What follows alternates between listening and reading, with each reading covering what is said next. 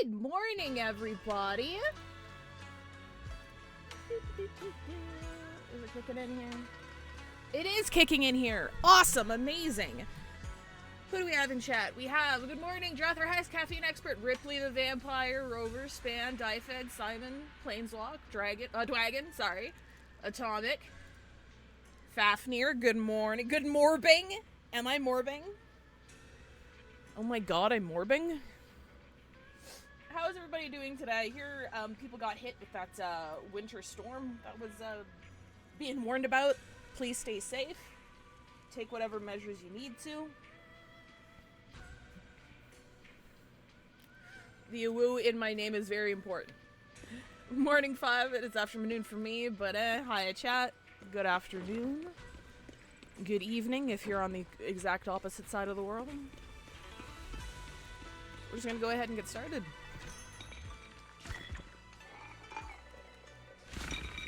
Depends, we'll see if you morbo all over the place over this patch still. I think I got most of it out of my system. For anybody who wasn't here during my... Okay, chat. How many crash outs did I have yesterday? I think I counted 2. 2's not bad. 2's not bad. Was it 3? Shit. I actually do think it's just, hi Loft, Stasia, Beta Bash. I actually do think it's just cold worldwide, because we've been alternating rain, snow for the last few weeks, and it's super cold out. No, for sure. So, to keep it short, so I don't take up too much time, even though I did crash out 3 multiple times, from a writing perspective, I did, it's gonna sound silly coming from me, I did enjoy 2.5, and I think that Yi Sheng-guang is a very good character. I do. I don't think she's like waifu slop. I don't think they like skimped on the effort in developing her. I think she's a very grounded, interesting character. And my main problem with 2.5 is the not the existence of the fan service. Not at all. I know the games that I'm playing. I know what I'm here for. Even if the fan service isn't for me, I'm not going to complain about it. I'm fucking playing Zenless Zone Zero, right? But the fact that the fan service was interspersed at the worst possible time and fucked up the pacing of 2.5 really bad. And it almost seems like they didn't trust their writing enough to allow you to be endeared towards Yi Sheng-guang by virtue of herself, right? Like, almost every time like a very authentically sweet moment happened, something really egregious would interrupt it and just throw me off and throw me out of it completely, because it's like the devs checking in like, do you like her yet? Are you pulling? Are you pulling? She's a simp for you, you know. She really, really loves you, you know. Did you know that? And it's just like, Just let her breathe, dude. She's a good character on her own. Leave her alone. And it's a common criticism that I saw floating around was that because I didn't know the context, I hadn't played it yet, that they shoved the date events, like they made you go on a date with her multiple times throughout last patch and this patch. And like, it's a literal date, like the trust events that or the hangout events that we have with a little, like the exclamation mark and shit where they walk around and talk. Like, I don't mind that in its place. You know? And I just don't like that the flow of the main story was interrupted with the government mandated dates. I don't like it. But what I like and don't like doesn't fucking matter, because you know what? Her banner sales have, I believe, topped the charts for the history of the game, and had it stay at the top of the charts for like multiple weeks. So like, we'll see. We'll see. We'll see how they handle it going forward, because there is more than enough incentive for them to continue doing this with their main push characters. And it might just be something I need to get over, but we'll see. Jingle keys, exactly. Yeah, it's like, just let me enjoy her, because she's legitimately a very good character. And I'm like, can you imagine if 1.0 with the main storyline about Talus and everything constantly being interrupted with you and Miyabi, like, hanging out and her cooing over stuff. Or maybe not cooing over stuff, because that's OOC. But, like, the pacing is just completely thrown off by, her, like, you and her having special moments together with nobody else. Like, nobody else fucking matters. And it's like, just leave it alone, bro. Leave it alone. But, yeah, that's my main issue. I did actually like the general premise of 2.5. It seems like they're getting really tired of... It seems like, I'll be honest, it feels like they had something different in mind for the creators stuff, and then they kind of adjusted it last minute, and there's like multiple little signs that kind of indicate it. It kind of feels like they just wanted to get the creator stuff over with.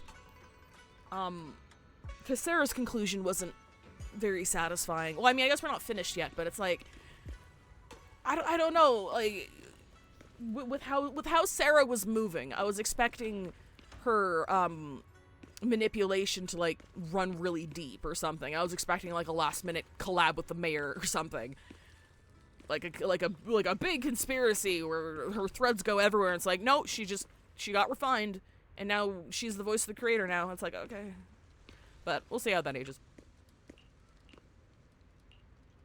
I hope nothing else happens. Well, you drag your tired body into bed. The moment you close your eyes, your consciousness drifts into a long-awaited sweet dream. Oh god.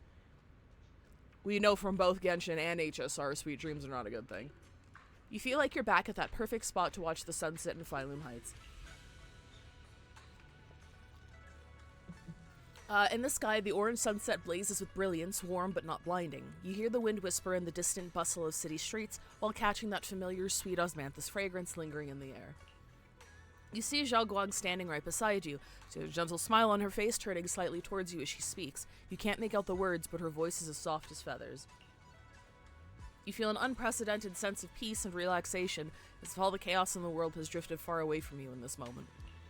Just as you are surrounded by happiness and tranquility, an electronic sound that doesn't belong to this beautiful world suddenly rings out. Energy anomaly detected in Lemnian Hollow.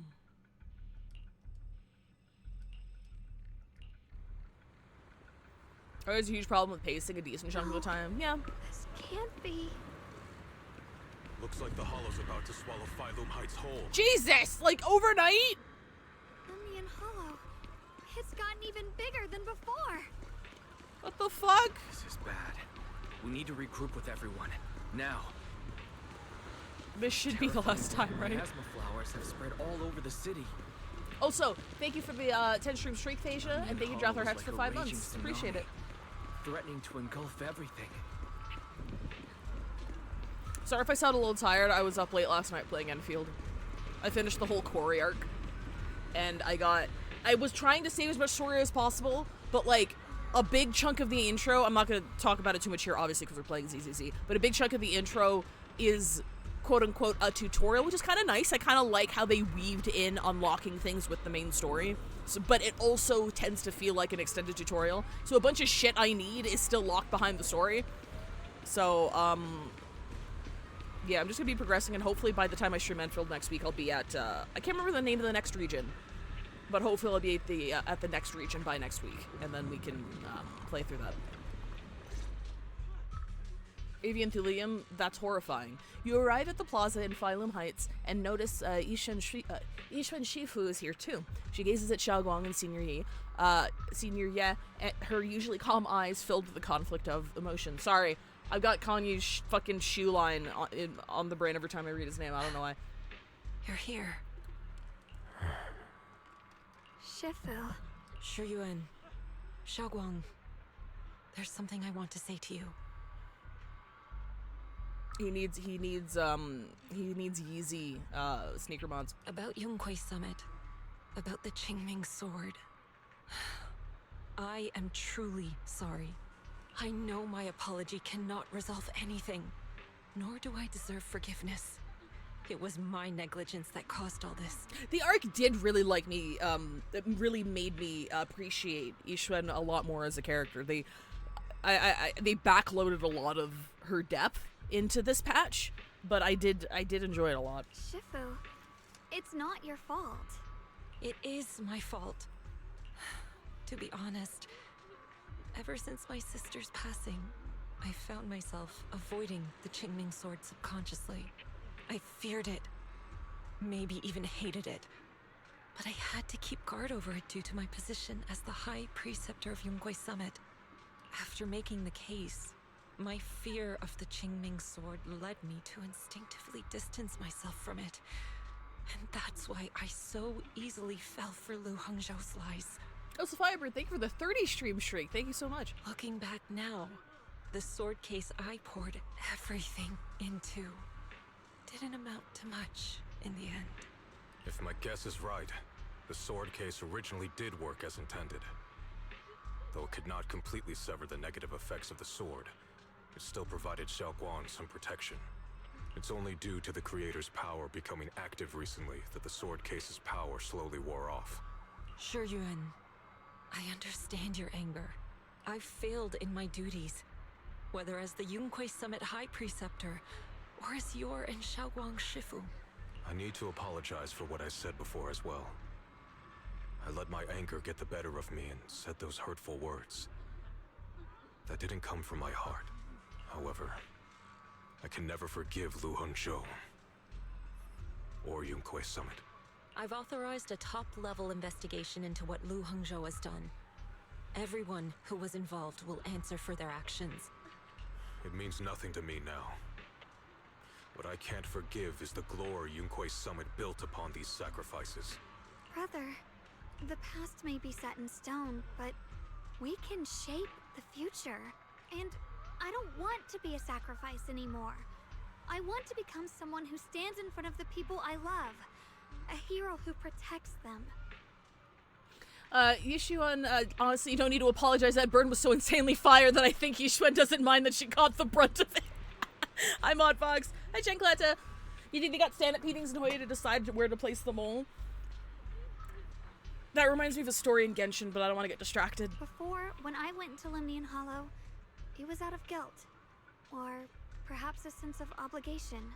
But from now on, I will only fight for my own will.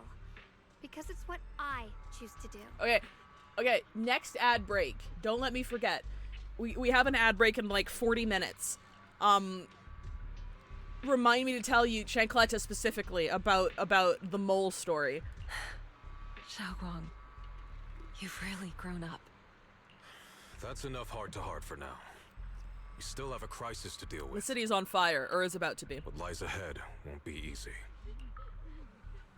After a while, the others from Yunquei Summit, as well as Belle, also arrive. No one speaks. The air is filled with the eerie calm before a storm. Every face carries a weight, unlike ever before. Everyone, I have some bad news. The latest data shows the energy of the miasma anomaly within Lemnian Hollow has already reached its peak. Looks like that bit of relief was only temporary. That's right. And based on the information we have, both the energy of the miasma anomaly and the hollow itself are expanding at an alarming rate. Wow, I'm surprised the mayor's talking to her and didn't call her into the office to have this meeting. This means we have to locate the source of the miasma anomaly and seal it off as quickly as possible. Otherwise, the entire Phylum Heights could turn into a massive hollow. For anyone who doesn't or can't see it, Ishwan has a mole right here. It's very good placement. It's very good placement. Or worse, the entire new Eridu. And as for this so-called source, according to my current findings, we can now be almost certain it's the power of the Creator, hidden deep within Lemnian Hollow. Sealing the source is our top priority. Meanwhile, we need to evacuate everyone in Wi-Fi and do everything we can to slow the Hollow's expansion. I've already deployed additional personnel to assist. But the reinforcements will take some time to arrive, and I'm afraid the Hollow's expansion won't wait. If it comes to it, we'll have to rely on everyone here, especially our friends from Yunquei Summit. I understand this sort of miasma anomaly can only be properly purified with your techniques. My blade. Oh my god, Miyabi! Seems to have some effect on it as well. I was just talking about you. Is that so? Perhaps it's connected to the power of the Creator. In any case, if we want to slow the Hollow's expansion, we'll have to enter the Lemnian Hollow first and clear out the abnormal miasma. I really do not like the implication so far that two cursed swords associated with Void Hunters have ties to the Creator. I don't like it. I'm scared. That said, we'll need to send someone to locate the specific coordinates of where the abnormal miasma gathers. About that, we've already calculated the locations in Lemnian Hollow where the miasma is most active. Judging from Xiaoguang's previous trip into the Hollow to cleanse the Black Flowers, removing the abnormal miasma in those areas should help slow the Hollow's expansion. Then, with the manpower we have, we'll need to split into teams and head into different areas to clear out those Black Flowers. Everything else is relatively manageable. The real question is, who's going to enter the center of Lemnian Hollow and seal the Creator's power? The Qingming Sword has a far more intimate connection with Lemnian Hollow and even the Creator than we ever would have thought. Considering the current situation, it's likely that only the Qingming Sword Keeper is capable of sealing away the Creator's power. Yeah, that's a valid conclusion. Our analysis came to the same conclusion. The huge energy fluctuations in Lemnian Hollow bear a connection to the energy the Qingming Sword gives off. I hate to admit it, but it's possible only the Qingming Sword has the power to put a stop to this. I'll go. The Qingming Sword's power has a mysterious connection to the Creator, and it's linked to that section of Lemnian Hollow. As the Sword Keeper, I have to go. Xiaoguang. This is the most reasonable choice for now. But using the Qingming Sword comes with a heavy price. Monsieur Xunguang, are you sure you can accept it? Yes. Please don't worry, Mayor. This is my choice. No matter what happens next, I'll accept it willingly. Mr. Mayor, Xiaoguang has only just recovered. As her Shifu, I can't stand by and watch her put herself in danger again. So please, permit me to go in her place. I may not be able to use the power of the Qingming Sword, but you know my strength. I will definitely... I understand your concern, Jishin. However, this is the only way. But... Given the circumstances, I care more about the decision Monsieur Xunguang has made herself. The matter is settled. As for you, Yishun, there's still plenty in Phylum Heights that requires your attention. Don't waste your time here any longer. I'm going with Xiaoguang. I'm her proxy.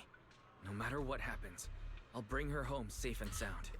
Okay, place your bets now. Are we gonna have a third instance of MC getting caught off guard and being attacked by something that he needs to be defended from? I don't know, because they did it twice already with both of the characters they're selling. So I don't think it'll happen. But like, I don't know. I'm coming with you too. We've been through this together before, and by now we work perfectly. Start a as Twitch team. bet? Yeah, okay. Sorry, hang on. No, that sounds perfect. Prediction: I will pay this out, so don't do anything too crazy. Will we get a third proxy needs to be saved? Yes. No. Alright. Let's hope we don't get it in the next 15 minutes. Besides, I'm one of the best in Krampus, and I know what I'm capable of. I can help too. I'm pretty familiar with the inside of the Lemnian Hollow. Also, I have some good news. We've upgraded our equipment so everyone can stay in touch while inside Lemnian Hollow. Thanks, Belle. As you all know, Wise can reach me through the HDD system while he's inside the Hollow.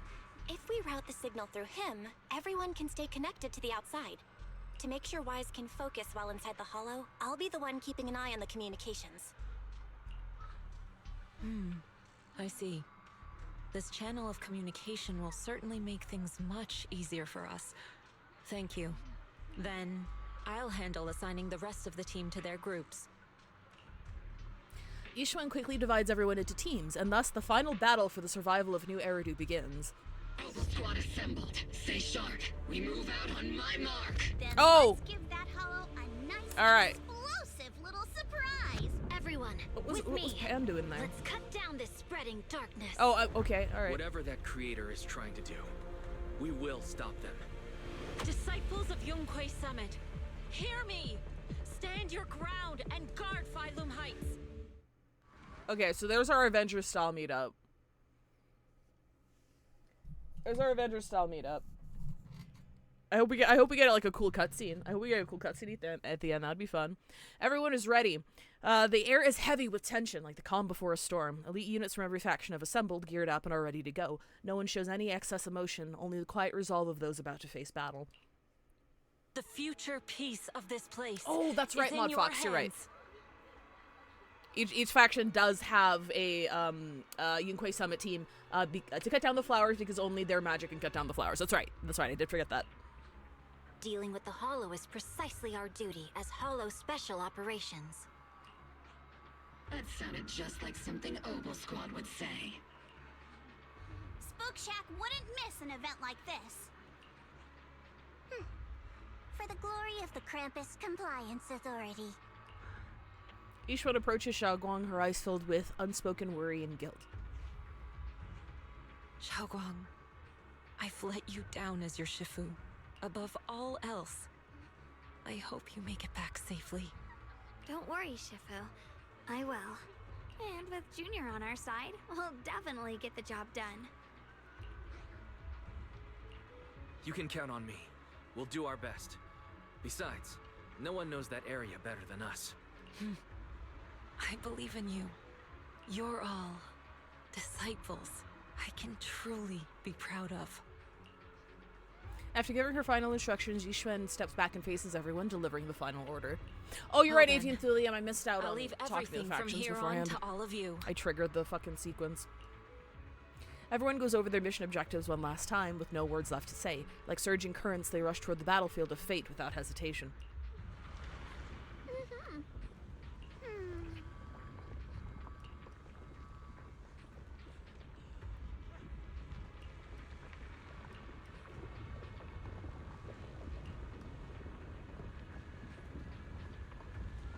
Only techniques known by Yunquei Summit, yep.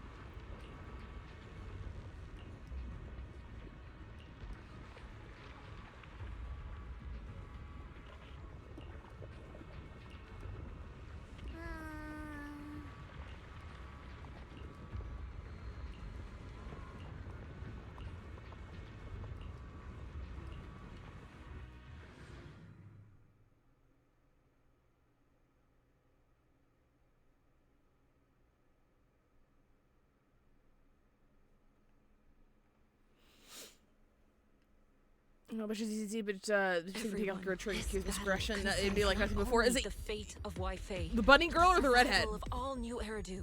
It's unlike any we've faced before. Hi, I G-Led. ask that you all work together with Yunquei Summit and me to clear the miasma and halt Lemnian Hollow's expansion.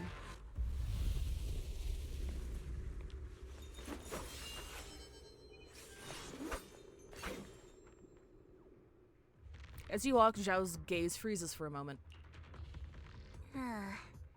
It was right around here that you saved me before. Oh, Zhao? Yes, yes, she's very cute. Oh, that incident. She is a full-ass adult, we have Junior but she's to very, thank very for cute. that. Yes, Xinguang. I've always envied you. Huh? You're the chosen sword keeper. The one who stands out instantly in any crowd, always at the center of everyone's attention. You never have to prove your worth, and yet you can have everything. And me, I've always been the one who never gets chosen. Xiao Xiao, what are you talking about? I don't understand. As much as I wish it weren't true, there will always be a natural divide between people. What we sometimes call talent, and other times destiny. In that regard, luck has never been on my side. When we were dividing into groups just now, I said I was one of the best at Krampus. That was a lie. When it comes to talent, I'm one of the few in Krampus who has none. Dylan can hear the voices of the dead. Banye has the experience and wisdom of a long life. And the others each have their own exceptional gifts. I'm the only one who has nothing. All I have is a heart that refuses to give up, no matter what. What you see now is only the facade I forced myself to maintain. I'm always afraid. Afraid that if I ever let my guard down, Krampus will cast me out. And I'll turn back into that same worthless fool who kept getting thrown aside. That's why I've been fighting so hard to keep up the meaningless record as Krampus's unbeaten legend. Pushing myself to the limit even when I'm hurt, because no one fears failure more than I do. I even hide the fact that I like vegetables and tell people I prefer meat, as if that would make them respect me more. Pretty ridiculous, isn't it? Xiaozhou, Aww. I've been meaning to ask you this for a long time, but aren't you being too hard on yourself? Junior once told me that even if I wasn't the Qingming Sword's keeper, I still deserve to be respected and heard. It's a right everyone should have. This world isn't just for those deemed valuable. To exist is enough. No one has the right to deny your existence. Sorry. Look at me rambling. We're short on time, so let's just keep moving. Everyone, the tunnel ahead leads straight to the mining area. Just then you hear those strange voices echoing again. Are you in pain? Are you tired? My dear child, you were never meant to suffer like this. Oh, child of God, bearer of both curse and blessing, welcome my descent. That's not what that said at all. Remember who you are. Oh, we got switched. Your true self. Junior? What's wrong? Does your head hurt? I'm fine. It's just... I think I heard that strange voice again. It might be the influence of the Creator's power. We better stay alert. Everyone, our goal is to locate the source of the Creator's power and seal it away. We might need...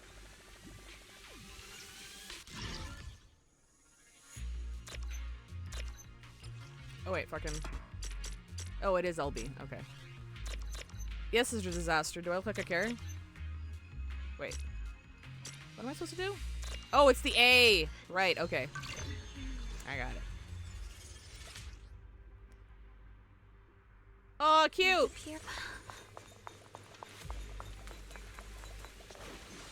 I know you can come back later. I just can't, like... Look, I can't see a Bang Boo suffer and not try to help. Thanks, buddy!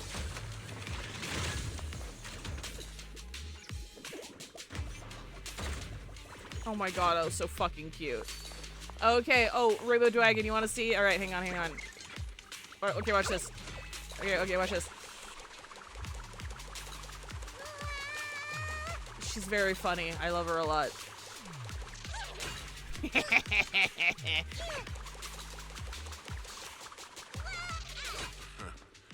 Finally found you, love. What the fuck are you doing here? You find yourself surrounded. Last time we let our guard down, but this time you're not getting away so easily. You're the ones who attacked us before. That's right. Let's not make this complicated, little lady.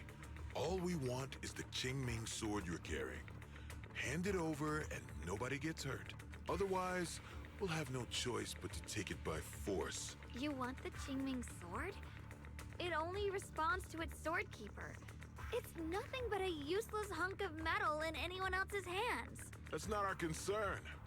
We're just following orders. We had this exact same conversation the last confrontation. The exact same one. Following orders? I knew you looked familiar. Don't tell me you're with Tops. That's right. Xiaozhou, wait!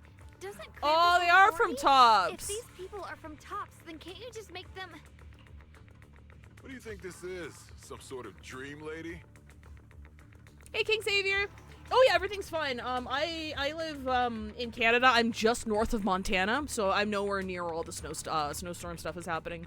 I said at the beginning of the stream, but if you are caught in the current winter front encroaching in the east there, please stay safe and please be careful. Krampus still operates under Tops. Besides, the mission to capture the Qingming sword was entrusted to the rabbits standing right in front of you. What? Xiaozhou, you...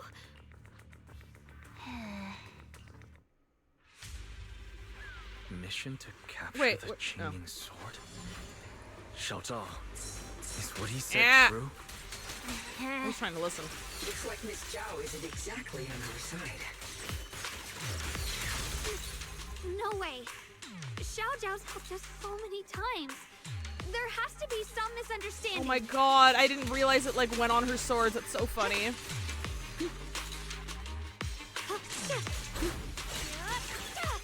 What I don't really get, personally, is if Topps was here for the sword and they sent Zhao to get it, why would they just send like normal people if Zhao failed? Like, Krampus has like a bunch of super talented agents with like powers or really, really strong combat capabilities. Why are they just sending goons to get it? Are they stupid? If Zhao failed, why didn't they send someone stronger than Zhao? Does Topps not have agents, like, proper? I don't think that's true. Our backup's here.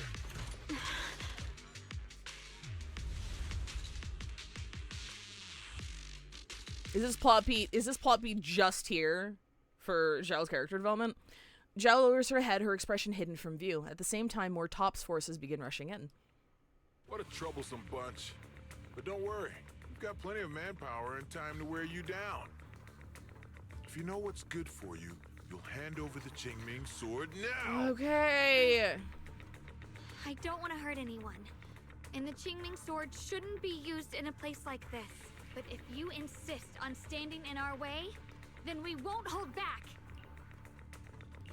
Xiaoguang's right. We're not handing over the Qingming sword. Lemnian Hollow is spreading fast. If we don't seal the creator, all of Weifei will be lost. Weifei will be swallowed by a hollow? That's terrible. But what's that got to do with us? It's not like we live in this dump anyway. We're just following orders. Plus, the higher-ups promised we'll earn first-class merit and a big performance bonus if we bring back the Qingming Like, sword. they're so comically evil, especially this guy. Like, no one fucking talks like this. No one talks like this. Even a Krampus judge would be tempted by that, don't you think? Shut it. Come to think of it, Miss Zhao, you must have been ordered to seize the Qingming sword too, right? Why are you just standing there? Aren't you going to help us take these guys down? It's very goofy. Don't tell me. You're waiting for us to exhaust ourselves so you can take all the credit yourself. How cunning. No wonder they call you the unbeaten legend of Krampus. I have no such intention. Now listen carefully.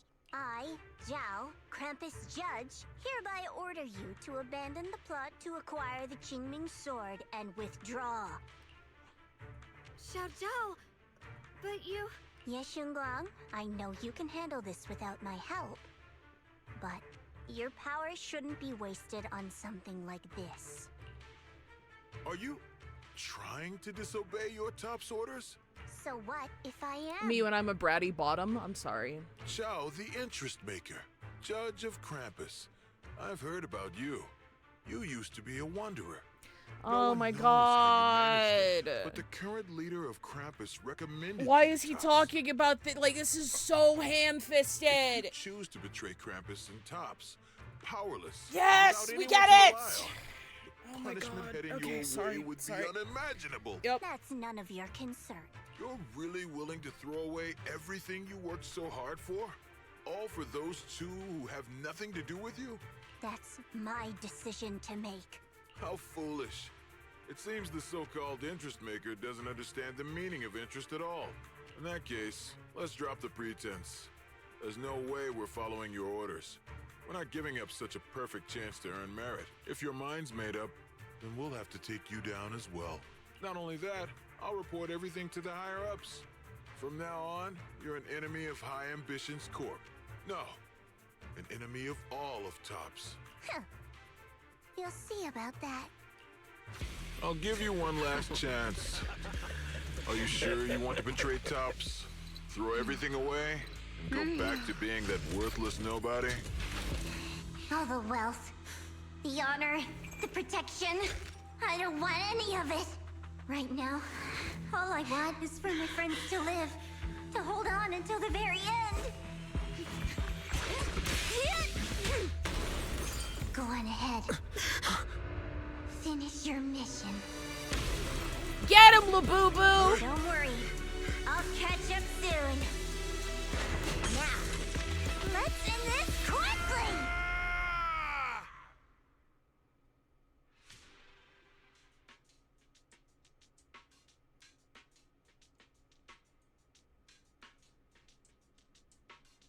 The deepest part of the mine. That's where we're headed.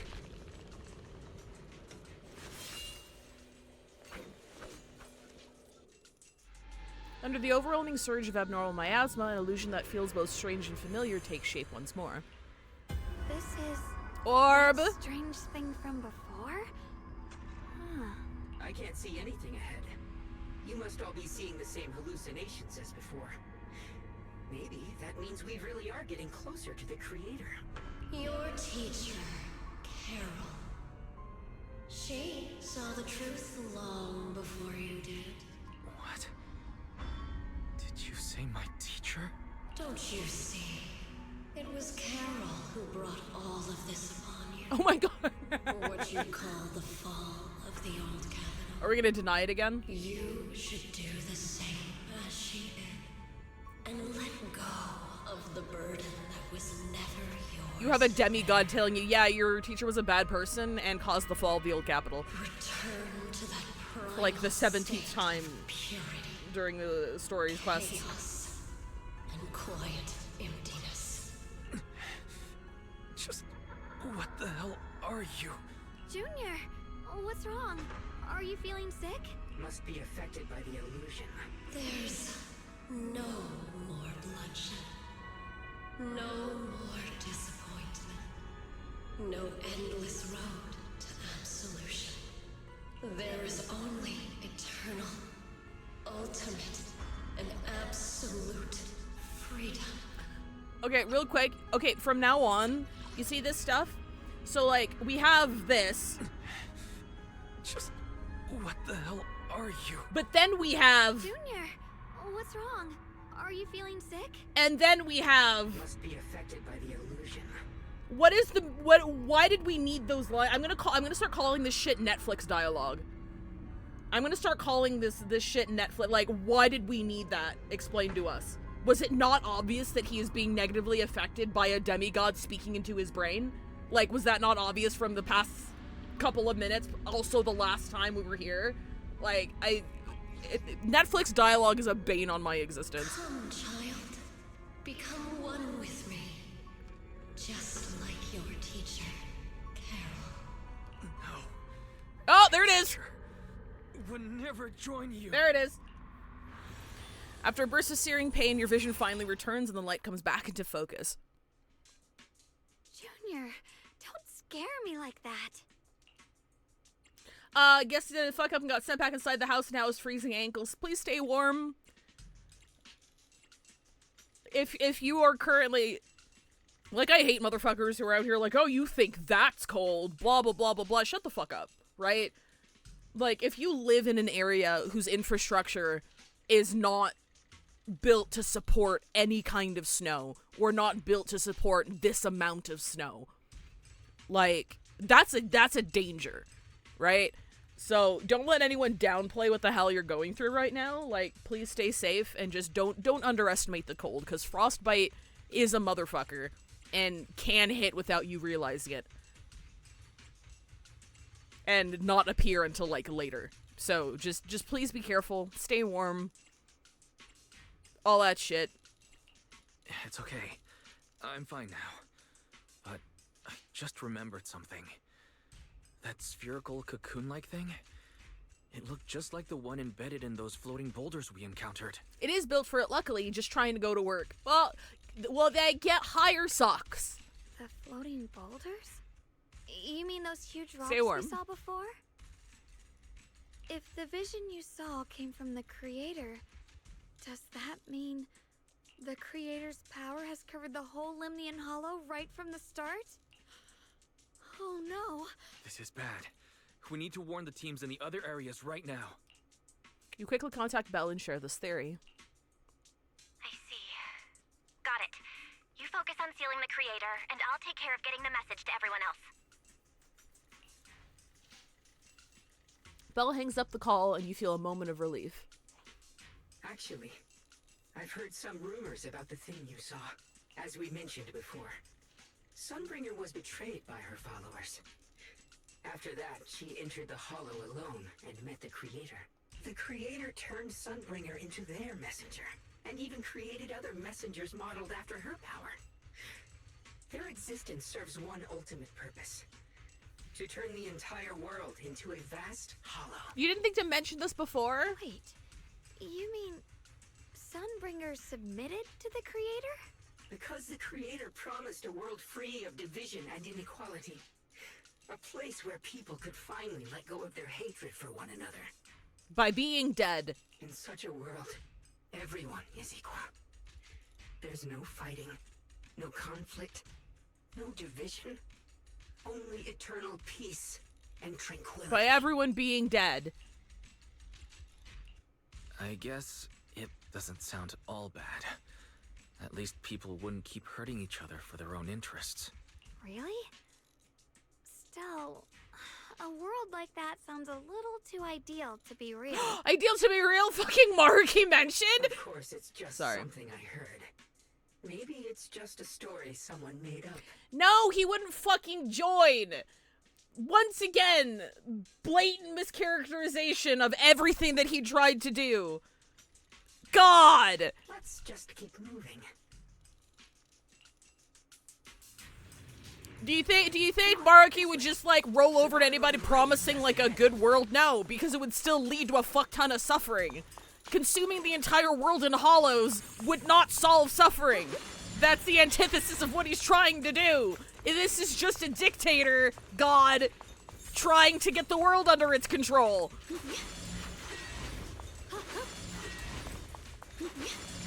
Like, how would covering the world in a hollow lead to peace?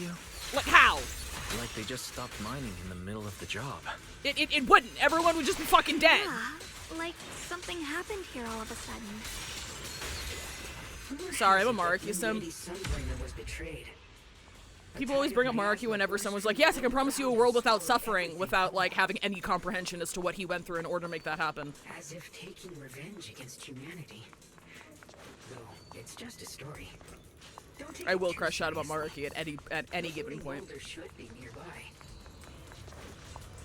Just to be safe.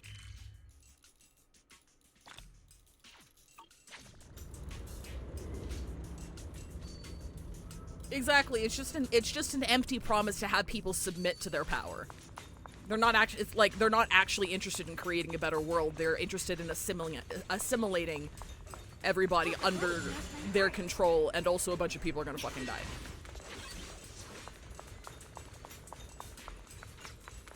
I will make Maruki everybody's brother-in-law.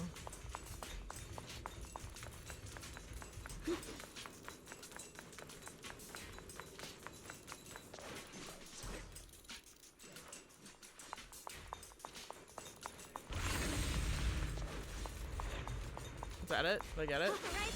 No. Am I stupid? Chad, I could be stupid. Chad, I might be stupid. Oh, there it is. Through the void. Oh no, that's where. Okay, here we go. Use relative to modifying the. Okay. Oh yeah, no, I saw. Oh. Is it?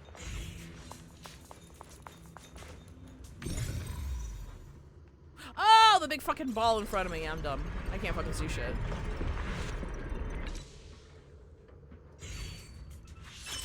So thanks to Initiation 1. Without your help. So that's the floating boulder? Orb. Looks kind of strange.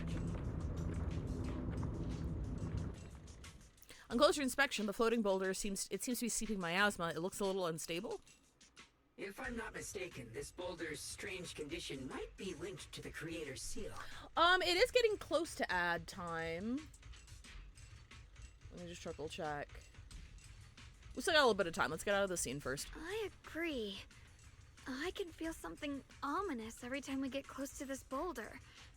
And it's even stronger now than before. Don't tell me. The Creator's about to awaken? I'm afraid so. Just then, a transmission from Belle comes through.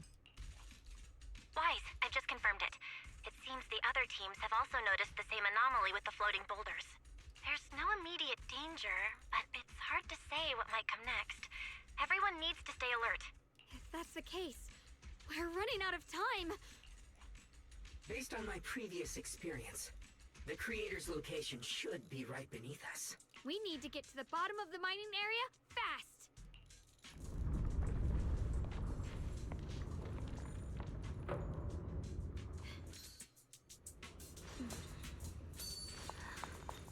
The sword mirrors my... Is all this stuff around us Lumite ore? Yes. These must be the raw materials of Porcelain. Oh my The god, reason I this just mine finished the existed. fucking quarry in Enfield. We're back in the fucking quarry again. I'm just kidding. Am I?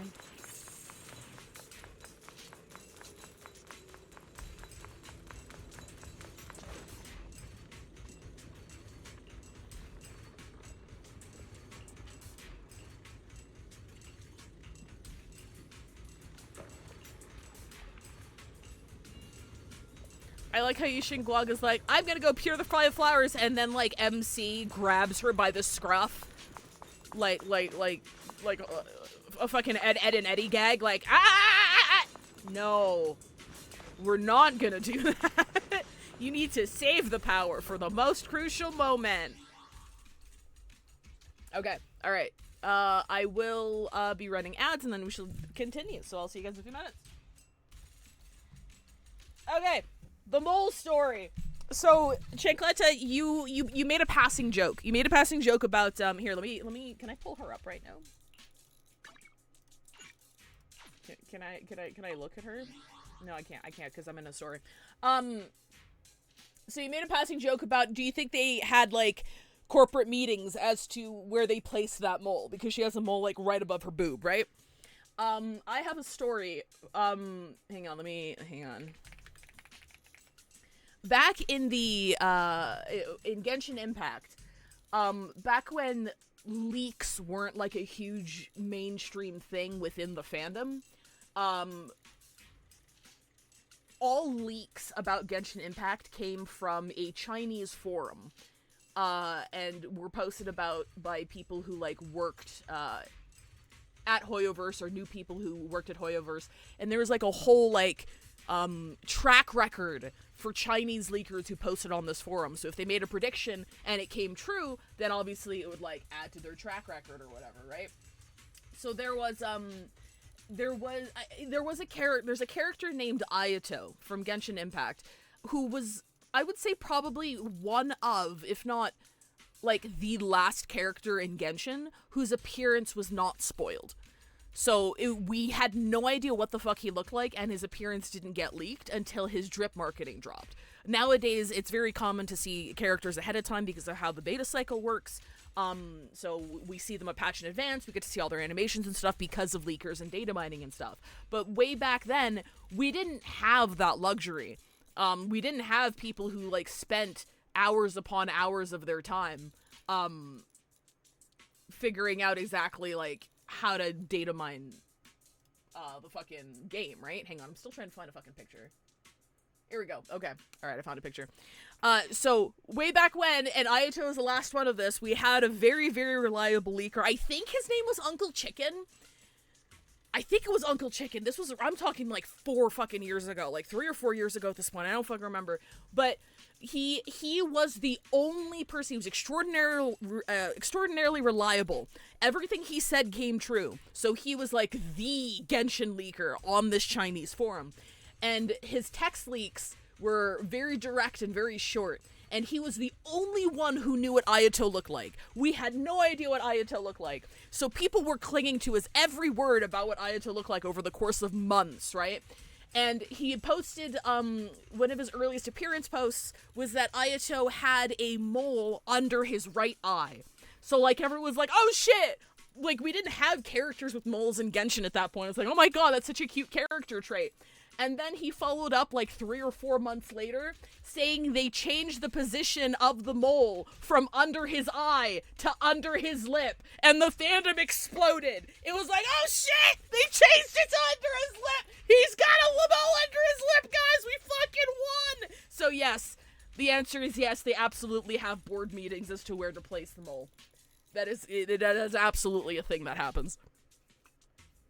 It was just, there was something wholesome and fleeting and charming about people freaking out over a single line leak from a Chinese leaker saying they moved his mole. Like we don't get that anymore because everything is spoiled in advance because of beta, right? But these were the good old days when we didn't know what the fuck he looked like and we were at the edge of our seats for a year. So yeah, that's the mole story. The old Genshin leak scene.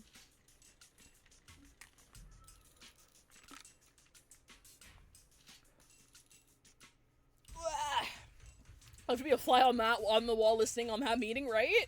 Traditionally, in some cultures, beauty mark moles have specific character traits associated. Yeah, there's like different like folklore and stuff as to what moles mean. Did Sunday get replaced? In what regard? That was probably in response to something I said, but I have a really bad memory, so I don't remember what I just said. Right, I can't go into the shop to... I don't like having more than 160 at any time. I need to convert. Alright. Welcome back, everybody.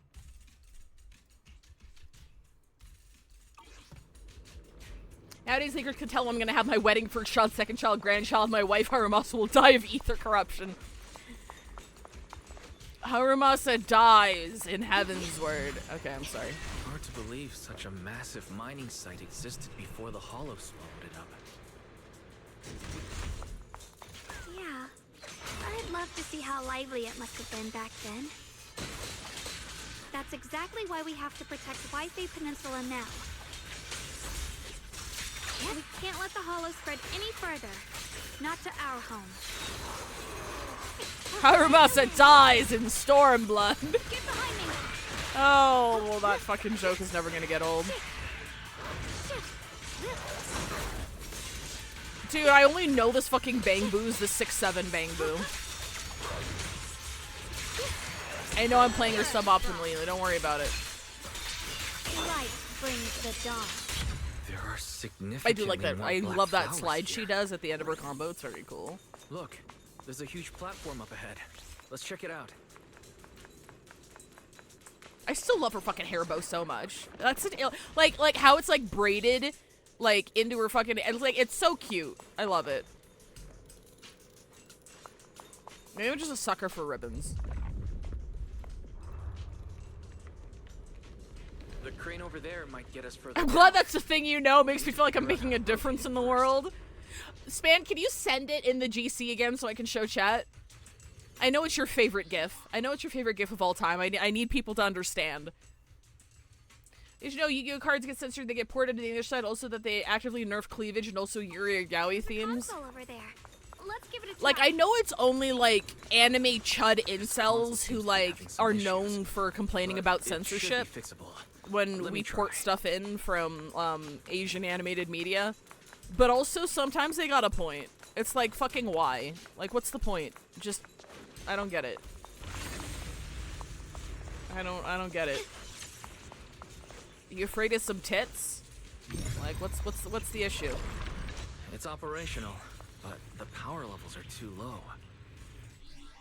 It's there? Okay, thank you. Hang on, chat. I'll bring this up. Oh, fuck, it's a fucking... Hang on, I gotta download it. Hang on. Fuck, now it's in my system. Okay, chat. This is why I know it is a 6-7 Bangbu. It's so fucking stupid. This is my primary exposure to that Bangbu, because I don't have her, right? So I didn't pull it. This is all I know. This is all I know. And it is Span's fault. Entirely Span's fault. Alright, okay. Where are we going?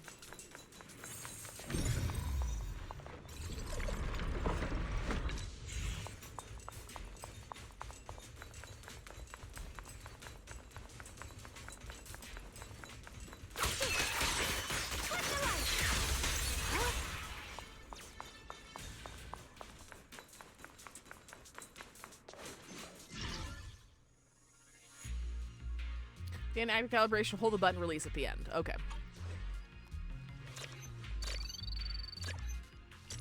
Fuck. I keep forgetting which fucking button it is.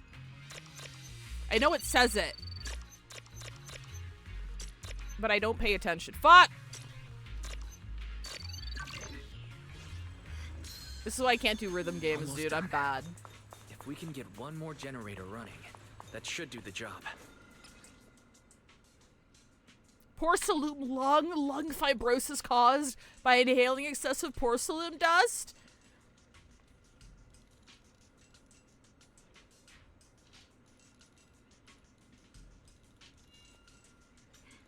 Your health is a settlement's most valuable asset. I don't like how that's phrased. But which, I mean, it's definitely written on purpose to make it feel like, eh. So, good job. Little baby guy! Sorry.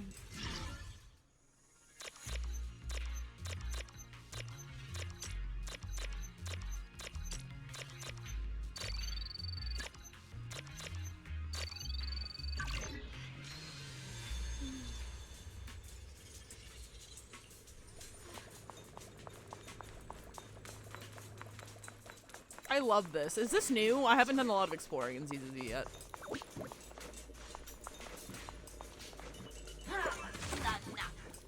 Look at him pointing! Look at him! He's so cute! Sorry, it's new to me, so I'm getting a kick out of it.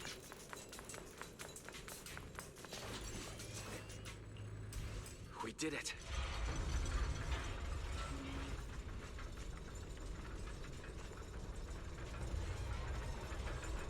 I miss her, and by her I mean Enfield. Just then, a transmission from Belle comes through. Wise, just updating you on the situation. All squads have reached their target areas and discovered a large number of black flowers and ethereals that are affected by the miasma. They're dealing with them right now. My blade is indeed quite effective against this abnormal miasma. This Miyabi sure is impressive. One thing I really like about Miyabi's design is the fucking jutsu hand signal belt she has. I don't know, I always got a kick out of that.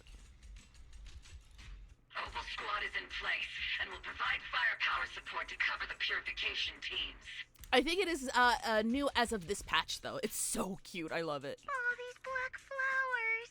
They're so pretty. But they're even better when they wither. My autistic daughter. There's a lot of ethereals here, too. Don't get scared now, Alice. I'll do my best. They're so cute. Oh, it's so cute. Everyone, the abnormal miasma in Phylum Heights is within controllable levels. We've sent people to evacuate the residents. But some people, they aren't willing to leave just yet. Because they don't want to leave their homes? Everyone knows if Lemnian Hollow reaches that point of no return, evacuating won't help. They've placed all their remaining hope in us. Brother, we'll do everything we can to protect Phylum Heights. How are things on your end? We found tons of black flowers here too. Way more than on the outskirts.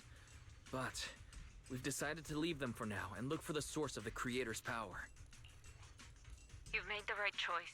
I'm so sad Yuzuha is like rerunning with the angels because I want Yuzuha. I want Yuzuha and her cute, stupid ass like fucking raccoon apple W engine because like the effects on her hair are so pretty. But I'm gonna barely have enough to get my girls. I'm not gonna be able to grab Yuzuha as well. Our mission is to clear out the abnormal miasma in Phylum I need her Heights for and the Jane, edges bro. Of the hollow. Meanwhile, you need to destroy the source.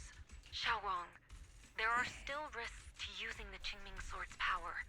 Don't use it unless absolutely necessary. I'm not gonna lie, I was the spending event is expensive, but I was I mean, rather I should say I would have considered it if I wasn't, you know, out of a job. I can't fucking like drop $200 on a fucking gacha game. Remember, No, your goal not is to for a seal fucking the creator's while. power. Nothing else matters. Cause I could get like Chingy for Haramasa, that'd be cool. I know she's falling off, I don't care. Well then, good luck, everyone. The voice actress for Chingy is the same voice actress for Leviathan in Leviathan? Why did I say Leviathan? Leviathan in Enfield, who's the same voice actress as 2B. who's the same voice actress as Jolene, and that's my fucking friend. And also Chingy is really cool.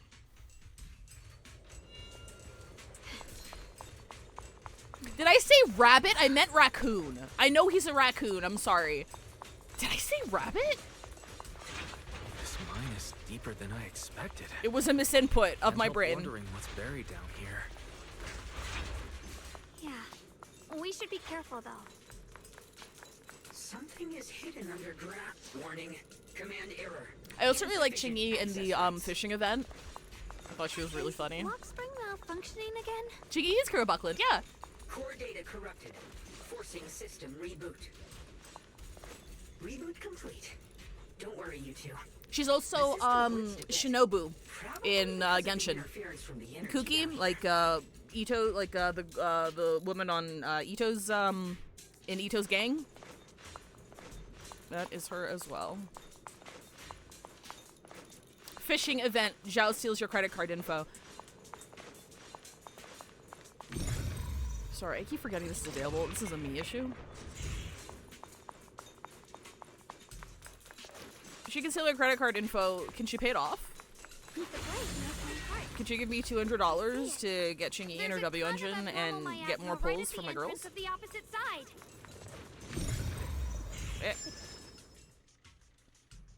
Staring at the source of the abnormal miasma before you, everyone falls silent for a moment. Zhao Guang grips the Qingming sword tightly. Her expression is tense. I can feel it right beneath us. A terrifying power surging upward.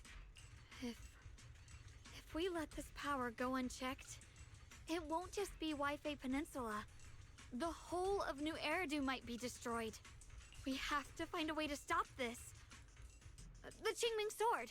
If it's the Qingming sword, then... Zhao Guang raises a Qingming sword, trying to purify the energy underground the same way she cleansed the abnormal miasma before. The blade vibrates faintly, but nothing happens. It's no use. This power is far beyond anything we faced before. It feels like it's coming from something ancient, something primal. I'm afraid even the full power of the Qingming sword won't make a difference. It's all right, Xiaoguang. Don't push yourself. If this power really is that strong, we'll come up with another plan. We have plot armor, don't worry. Like, maybe we could try finding a way to seal off the underground entrance. You're right. If we can't actually stop the power underground, we can at least find a way to seal the mine forever. That'll keep it from spilling out. It's going to be difficult, but if I use this giant black flower, I should be able to pull it off. I knew you wouldn't let us down, Junior. You can seal the underground entrance using that giant black flower. Exactly. I can use the Qingming sword to channel the flower's energy, similar to how we purified the miasma anomaly. As long as this terrible power stays sealed here, Wi-Fi shouldn't be in immediate danger for the time being. Just remind me of the comic where Juyeon is trying to teach Miyabi not to fall for scams, and at the end, she falls for a test that she set up. That's so funny! You know for a fact she'd get scammed by telemarketers. Zhao Guang steps forward, raising her hand slowly. Between her fingers glows a mysterious charm. As she moves, the Qingming sword hums with a deep, resonant thrum. Blood is the bond, soul as the vow. Why does he look so sad? Like, why does the Bangle look so sad? Carrying the fate of all endless eras, bound by the wishes of all living beings. Also, why does Wise look so fucking confused? Qingming as the lock, the sword as the tomb. Seal! We did it? What? The seal should hold for now. The rest, we'll discuss with Bro, the you others good? once we're back. Shattered chains. Chaotic souls. Oh, he not good. Hear the faint, pitiful cries of this world. Creator, I beseech you. Awaken from your eternal slumber and descend upon this tainted world. Sorry, everyone. You cannot stop their descent. What? What do you mean by that? Chow, what did you mean by that? It's exactly as I said. Only their awakening Oh, that's a cool can design. serve as the ultimate answer to that. I'm sorry, like, his design kind of screamed evil to me, and also his voice is like evil McEvil, who's trying not to be evil. He sounded like Scaramouche trying to be nice in 1.1. Like, Like, I'm sorry. The time has come. I will not allow you to interfere with the plan. Good voice actor, though. What This plan is not, are you talking about? Not me knocking on it. It's just like, oh, it's like getting the guy who voiced fucking Ace in 999 to voice gay ass Von Balsack in Final Fantasy 14. Is like, oh, this is not a good person. Some shit's gonna happen. There's only one plan. From the very beginning, everything I've done was for one purpose. To awaken. Sorry, not Gaius, the other guy. Fucking Raubon's dude who betrayed us. Sorry, not Gaius, the other one. He voiced both, and they both turned out evil, so. But if the creator awakens, all of Waifei Peninsula, all of New Ilbert, Eridu yes! will be swallowed by a hollow. It would bring about a catastrophe beyond imagination. Yeah, I think that's the point, sweetie. Humans are truly adorable. You make the same mistakes again and again, and still, I forgive you. This Penguin's a piece of shit. I love him. You call their revival a catastrophe. I call it salvation. Humanity has knelt before the storms and worshipped strength. Now, it simply seeks a more perfect God. And they'll bless you with the greatest gift of all. Bliss without the burden of thought. Damn. If you ask me, wouldn't it be better to just kill these people? Wait, hang on. I'm digging this voice. Who the fuck is this? Leaving them alive is only asking for trouble. Enough! In short, dear friends, I'll create a better world for all of you. When that time comes, you'll thank me for my judgment. Lockspring, what's going on? Has something taken control of your mind? Lockspring tenses for a moment as if something has awakened within him. Then a strange voice echoes out. Oh, are you talking about me? Oh, Dragon, if you wanted to, I don't have links blocked here. If you want to drop the link, I'll pop it open next ad break. I didn't take control of it. We're in a perfectly equal partnership. Who was this VA dude? Warning. Another independent, high-level intelligence data detected inside the target. Its core architecture bears a strong resemblance to a data source from the Agreement. Oh my god, is this one of the... Because I know Fairy was one of the 4, right? There's like Fairy and like Yokai and like a couple of other ones or something. Oh shit! Related memory banks. Insufficient permissions. Oh shit! I smell the scent of my own kind. Now's not the time for you to show up. Lockspring returns to normal, his voice as calm as ever, yet beneath that calmness lies a cold, unmistakable resolve. Haven't you figured it out yet? From the beginning, getting close to you was all part of the plan.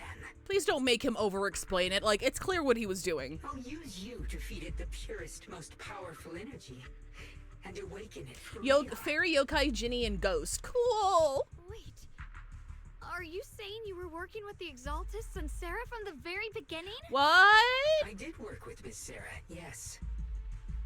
But the Exaltists, they don't interest me.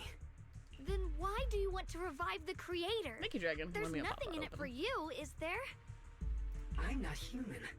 And because of that, I can see truths that you can't. As long as this world stays chaotic and disordered, groups like the Exaltists will keep emerging, like mold growing on something rotten. You can never completely eradicate them. Is Derek Snow. I'm gonna Google that too, just in case like I recognize him from anything.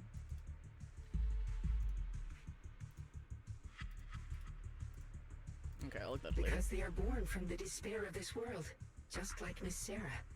If Miss Sarah hadn't gone through all that suffering, trapped between life and death, how could she have seen the truth behind it all? A true rebirth can only be achieved through temporary destruction. Lockspring, what are you talking about? Temporary destruction?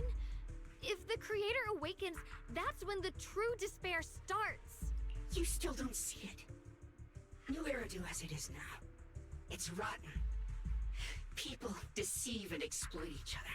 sending others to hell just to serve their own interests. Workers sacrifice their bodies mining porcelain to make a living, while tops reap all the benefits, living in a carefree luxury. Sweetheart, you don't hate humanity, you hate capitalism. The Agamemnon squad of Obsidian Division fought with passion, only to become sacrifices in a trade of interests.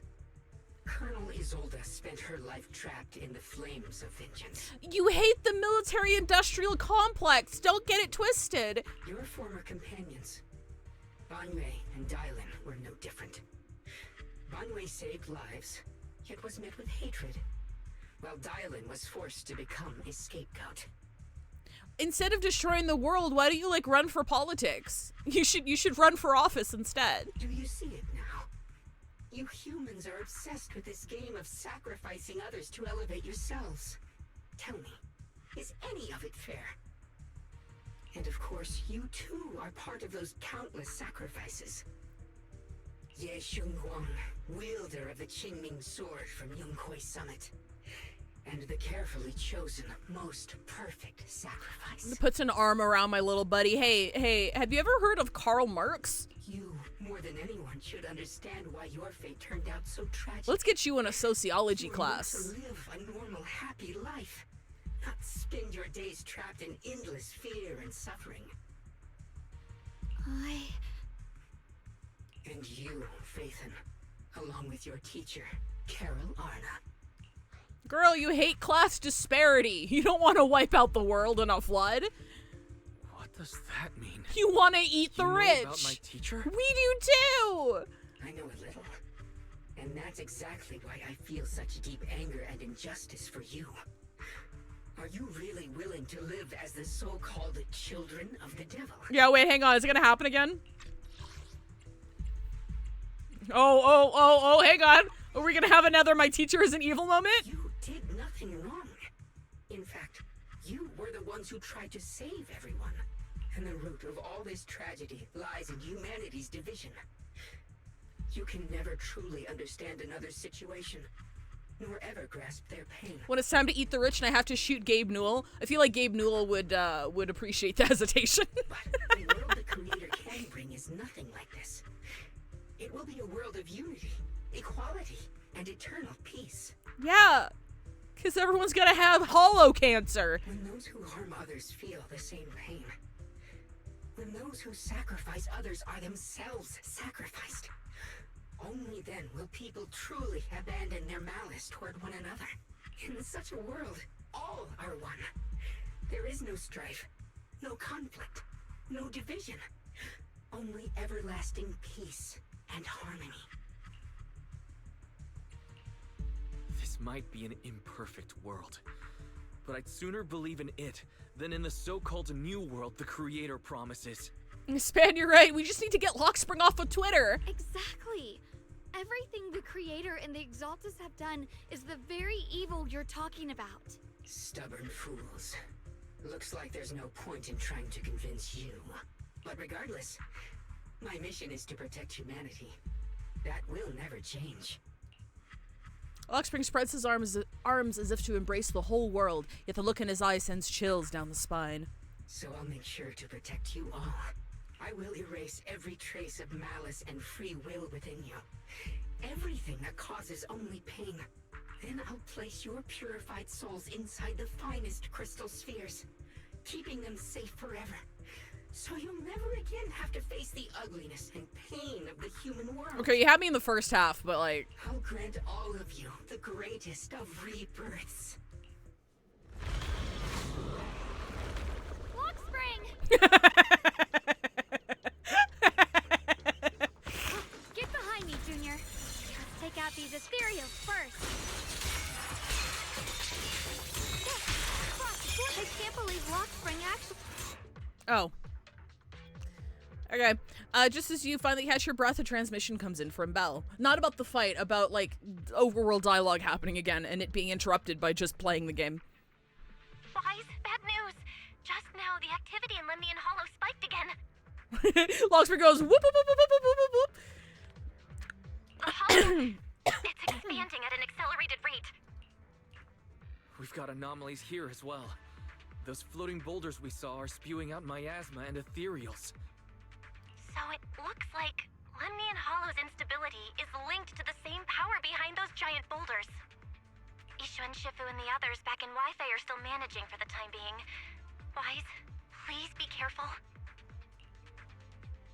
Belle, typo, Belle says a few final words to us and... oh my god. Tells us they'll inform the other squads of the odd bold. That was bad. The situation isn't looking good. Who knows what Lockspring will do next? We need to take down these ethereals and catch up to him. I just hope the other squads are safe.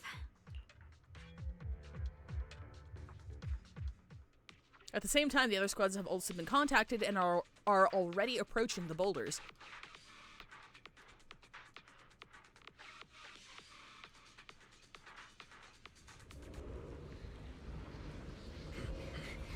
I do like how the design, I like how the design looks. I think this looks really fucking cool.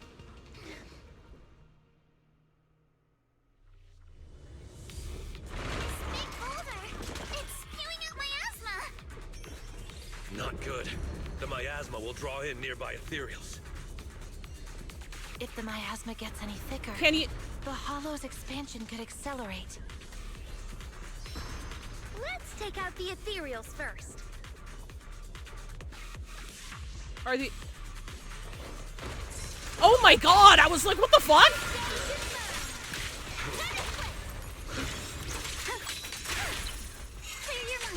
Fuck, I didn't hold it long enough, my bad.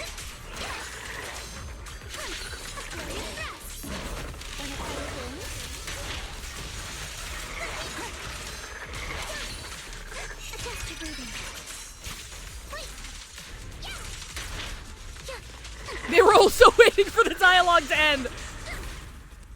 You know, I actually wouldn't mind that if it was, like, consistent.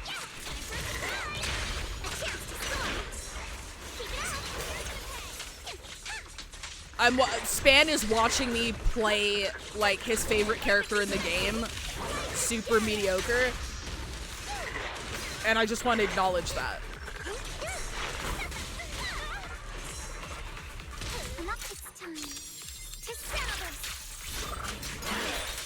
Oh, I missed those other two. I thought they were right behind me. They were further back than I thought. Can you hear me?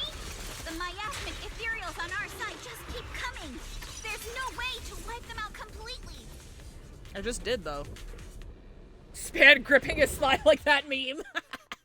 Meanwhile, with Hoshimi, Miyabi, Banyue, and Dylan's squad. Oh, are we just getting, like... it's just gonna be in the same arena? Or, like, same, like...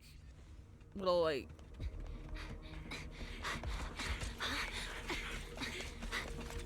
fucking, look at these yee-ass teams. Look at it. What is this team comp, bro? We can't keep this up. Why Banyue the bus driver all of a sudden?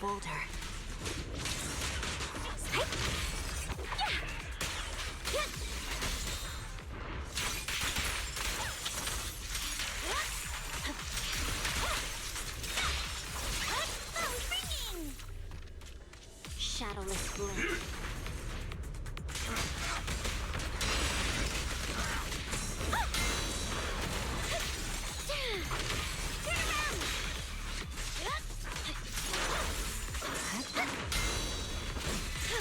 I insult the team comp as if I know how to play. Oh, wait, hang on. Oh, we're good. We're fine. We're lagging a little bit here. The game's not having a good time. Victory, the only option.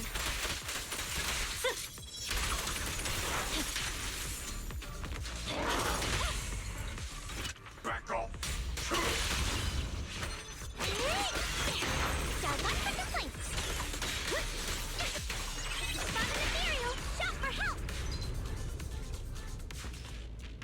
Proxy, do you copy? I suspect that the boulder might be the source of all this. I'm going to try attacking it. I'm gonna stab the orb in the orb. You're gonna send the Discord group to the Hollow by themselves while all 3 toughest fighters go together and the military squad also goes on their own. As for Jufufu and Opal Squad...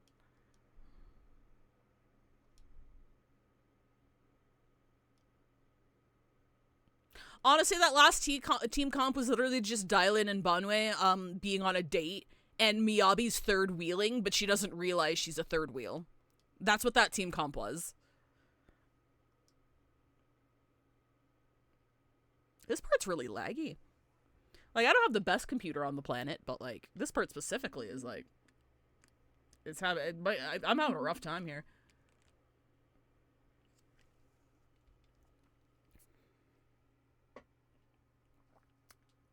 Bro, we good. Oh, here we go. Okay. Oh, the audio's lagging again. I hate it when this happens. For some reason, the audio track and the video track in ZZZ, only ZZZ, doesn't load in simultaneously, so sometimes you get desync and it fucks up the cutscenes. I only have this problem with this game.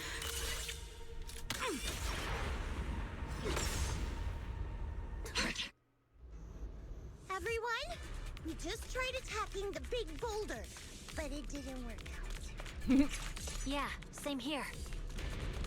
Opal Squad, focus on suppressing the surrounding ethereals first.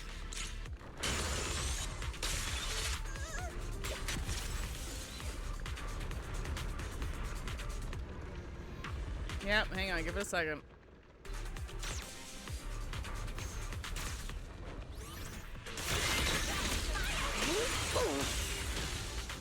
The audio's still catching up here. Give it a second. There we go. It's so weird seeing Seed without shoes on. I've had her Jordans mod on for forever. Speed limiter disengaged. Hey, it's Segi!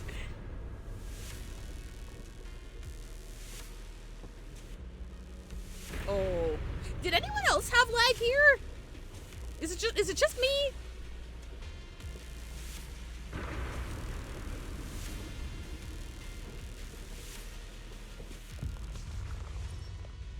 There are so many. Not this bad.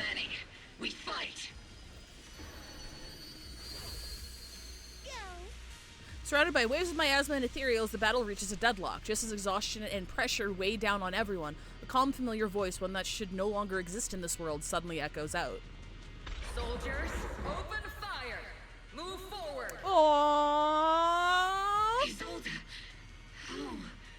Am I hallucinating? But I see her too! And those miasma soldiers as well! Perhaps the thick miasma around us is projecting fragments of our deepest memories. Forget it. Even if it's just an illusion. Even if your body has decayed, your soul still... What's wrong? Forgot how to fight? We'll have to clear the path ahead ourselves. I don't need you to tell me that. Isolde, Colonel of the Opal Squad.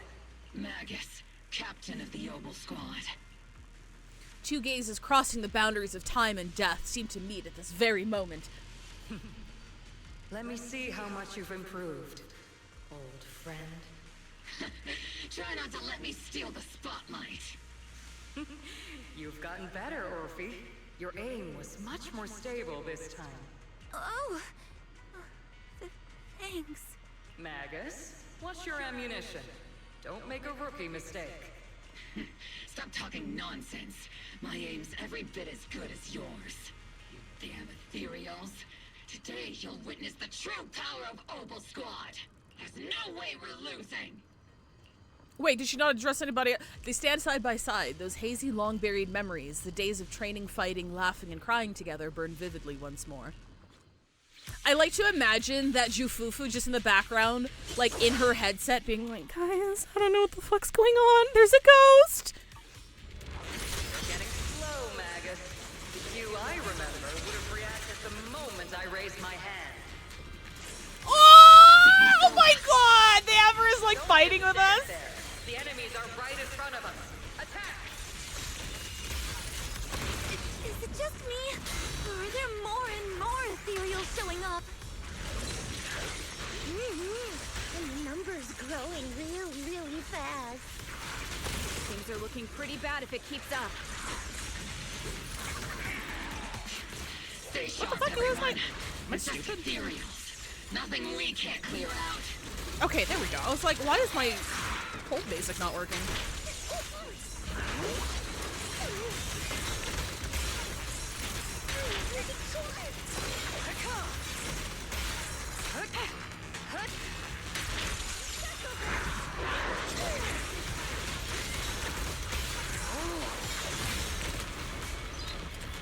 Oh, it's so cute. Just keep coming. But you won't back down. You know me too well. Just as everyone is about to jump back into battle, they all receive a call from the proxy. Great job, everyone. I've just been notified the abnormal activity in Lemnian Hollow has stabilized to some extent. All thanks to your hard work.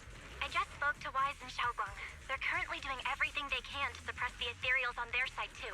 Monato, I need you to get, like, I'm sorry, but your tits are covering up, like, 30% of your squadron's panel here. I'm gonna need you to, like, angle a little bit more. We'll be counting on you all in the upcoming battle. No, this isn't hand-drawn. This is a screenshot. Hey, Chibi! Hearing this news, the creeping exhaustion from continuous battles burns into determination. Leave it to us. We might just be civilians, but Spook Shack's still a force to be reckoned with. I'll do my best. There's a lot of them. These ethereals are no match for us. We shall guard this place to the very end. Even I disagree. I think there could be more Monato tit in the panel. These ethereals are nothing to fear. This all reminds me of the past, but things are different now. We fight for the future of New Eridu. If there's going to be a big team up at the end of every arc, is it going to diminish the team ups? I don't think so. It's just kind of weird how they're organizing it, I think. Well then, everyone, let's get ready for battle. I think it's because, like, the Avengers Assemble moment for 1.0 felt more natural. Like this is, I don't want to be like, oh, 1.0 was better in every single way, but I do feel like the big get-together at the end of 1.0 felt a bit more well integrated into the story. Everyone was actually doing different things, and it wasn't just like, oh, you swap to this team and, like, do a boss thing, right? Or do a fight. So, like, I don't remember the team comps from 1.0, from the 1.x season 1 finale. But I don't remember it being a bit this kind of like clunk. I did like Opal Squad's little section though. That was really cute. With blazing determination, 3 teams rush toward the mountain of ethereals. You can tell just from how those specific scenes were handled. You can tell which arc had more development between the 3. Meanwhile, on Xiaoguang and Wise's side, I'm not saying 1.0 was better, but all I'm saying is we weren't cops in 1.0. Fair? True? The team lineup was always just Yanagi, Miyabi, and Sakaku. Yeah, no, that would work. The air is thick with a nauseating stench, and the sound of grinding bones and guttural growls echoes from all directions. Ethereals surge forth like a tide, pouring endlessly from the miasma seeping out of the giant boulder. Not Miyabi Harumasa. Did we have a static team at the end of 1.0? It was so long ago, I don't fucking remember. There's no end to these miasma-spawned ethereals, and there's no way to deal with them all. Xiaoguang, can you still hold on? I'm okay. But if this keeps up, we might lose track of Lockspring. We're running out of time. It looks like I'll have to use the power of the Qingming sword. But the Qingming sword will take its toll on you, and you've only just recovered. You can't be reckless. There must be another option. Maybe we can find a way around. There is no other path. This is the only way through. Xiaoguang keeps fighting off the ethereals, though her movements are clearly growing sluggish. Just as he reaches for the Qingming sword and you start to panic, a cold, familiar voice rings out. These mere ethereals dare to stand in my way. Hey! Disciples of Yunque Summit, here to assist. Brother, what are you doing here? Oh, actually, hang on, I could do this. I may still hold resentment toward Yunque's summit, but with Wei Fei in danger, I can't just stand by. Besides, I can't just watch you suffer. Xiao Guang, Junior Wise, you've both fought hard. We'll take care of these vermin blocking our path. Xiao Zhao, Beelion, Ashra, everyone's here. I told you I'd catch up with you. Now, it's time to cause some trouble. With Senior Ye, Xiao Zhou, and the others helping, you quickly take care of the miasmic ethereals. Thanks to everyone's help, we can finally catch our breath for a moment. Wait, we don't even get like a little cutscene or anything? Is everything all right back at Phylum Heights? Don't worry. Ishun Shifu is holding things down there, along with the other disciples. She said no matter what, she won't let the Hollow's expansion harm a single civilian. From what I know, this floating boulder constantly releases miasma and ethereals, so things won't stay peaceful for long. Xiao Guang, I know you have your own mission. Go, and do what only you can do. Leave the boulder to us. Thank you, brother. I'm coming with you. But, Xiao Zhao, things will only get more dangerous from here on. That just means you'll need my help even more, right? Right. Then we'll be counting on you, Xiao Zhao. Don't mention it. Let's go. No matter what lies ahead, no matter what the Creator really is, we'll face it together. You enter the mine with Xiao Guang and Xiao Zhou. By the way, when Xiao Zhao showed up out of nowhere just now, it was like our savior descending from the heavens. So cool. Aww. That's such a weird way to describe it. Take the compliment, Labubu. Xiao Guang's right. Welcome back. I never would have guessed the underground space was this massive.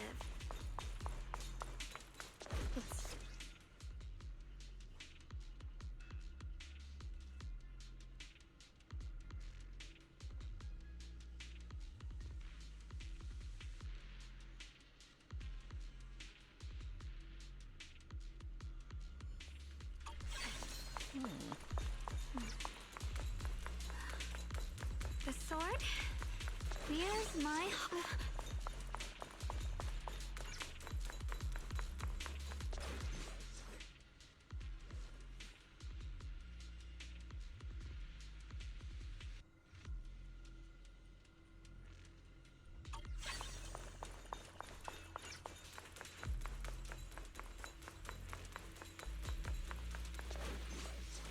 After a while, we finally catch up with Lockspring.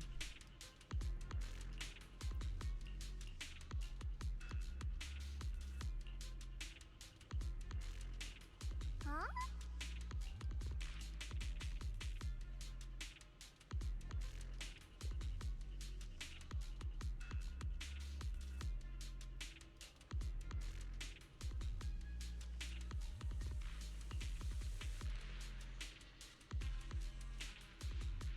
What's easier to control than someone who's lost their 5 senses? I don't know. Somebody with their 5 senses? Like, how the fuck are you gonna control someone who lost all 5 of their senses?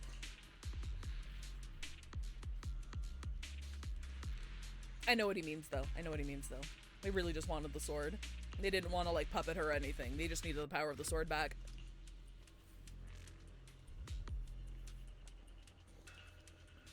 I don't think they're like, he was under the impression that Yi Xingguang was actually gonna like join them or anything. They just needed the sword power. Lockspring. Be careful of those ethereals. Yeah, no shit. Up ahead. We need to take out these enemies and catch up. Fine. If the Creator really awakens, it won't just destroy Phylum Heights. All of New Eridu could fall. We know. We know. Guess in a way we're kind of saving New Eridu, huh? We know. I get it. Tunnels are so twisty. We need a plan to figure out Get which it. was correct. I can feel it. The Qingming sword is resonating with something here. The denser the miasma, the closer we are to the right place. You're very right, Rainbow miasma's Dragon. You know really what he should have strong in done? that direction. He should have, like, painted go. himself pink. And, like, filed off his edges and everything. Well, no, I'm just kidding, because they still fell for it. It was literally a reverse Perry the Platypus moment when he took his band-aids off. It's like, wait, you're evil? A large piece of blue my ore. Just touching it gives me a sense of comfort. How'd you even find these stones? What, you thought they looked nice and dug one up to keep? I also want blue crystal. They look very soothing. My mom says Lady Sunbringer came to our first camp with a shiny piece of porcelain. Second monitor-proof dialogue. She used medicine made from porcelain powder to heal a few people who suffered from corruption, and then she was instantly treated by the Lord as an honored guest. Since then, we've followed both the Lord and Lady Sunbringer to reach the present day.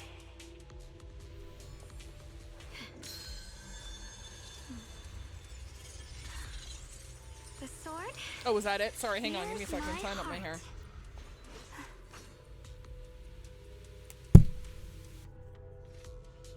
Alright.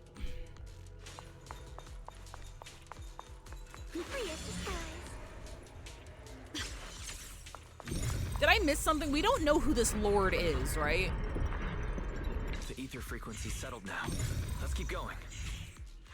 Because we've seen like multiple readables and stuff mentioning him, but I don't think we know who it is yet. Okay, cool. I just want to make sure I wasn't missing something obvious.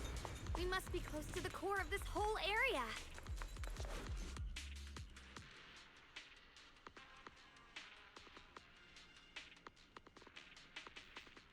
How great would a pink paint job bursting off confetti strips reveal black for the evil heel turn? It looks like Imagine having the it's rain absorbing ruin the your plan. miasma's energy. Did the cutscene itself cut her off? I didn't even do anything. That was just the cutscene. It cut off her dialogue. This thing. It's exactly like what I saw in the illusion before. Whatever it is. Lockspring stands before the massive cocoon, silently watching you. I knew you'd make it here eventually. Lockspring. They're about to awaken. This is fate's choice, and no one can stop it, even you. You really are a stubborn one. Miss Zhao of Krampus. I know your story, just like the two standing beside you. You've chosen the wrong side. I thought that after all the pain and resentment you've been through, you'd choose to stand with me. Unfortunately, not everyone chooses destruction. I don't understand, Lockspring. You once said Junior and I were, in a way, both victims, and that we should hate this world. You were angry for our sake, weren't you? That's the Lockspring I know. Gentle and kind. But why? Why do you want to awaken the Creator in the first place? Haven't you realized yet? Every struggle, every battle you fight is just the same tragic chaos repeating itself. Humanity can't reach the light on its own.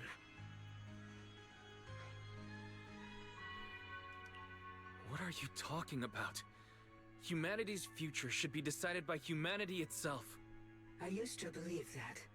As you're all aware, I was created to protect humanity.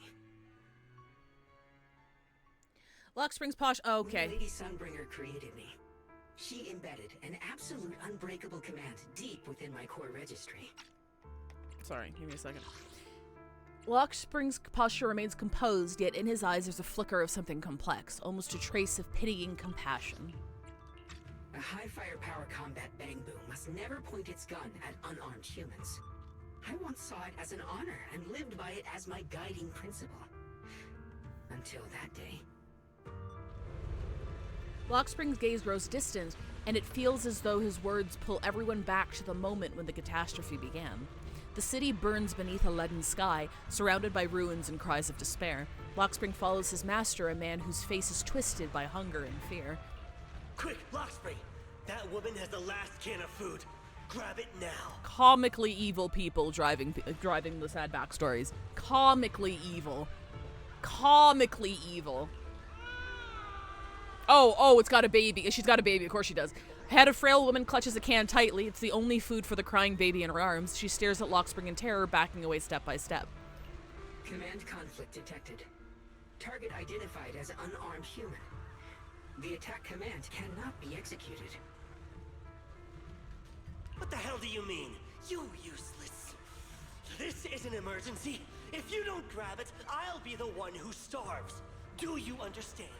I order you to attack her. Why does he sound like Akechi's, like, little brother? Core directive. Cannot comply. Just then, an old woman with a cane stumbles through the ruins, offering the only piece of bread she has to the woman holding the baby. Please, let the little one eat first. And then we have, like, a kind old lady. Is he gonna... Wait. Okay, hang on. Is the owner gonna... Is the owner of Lockspring gonna body check the elderly lady to get her out of the way? Hang on. Even as...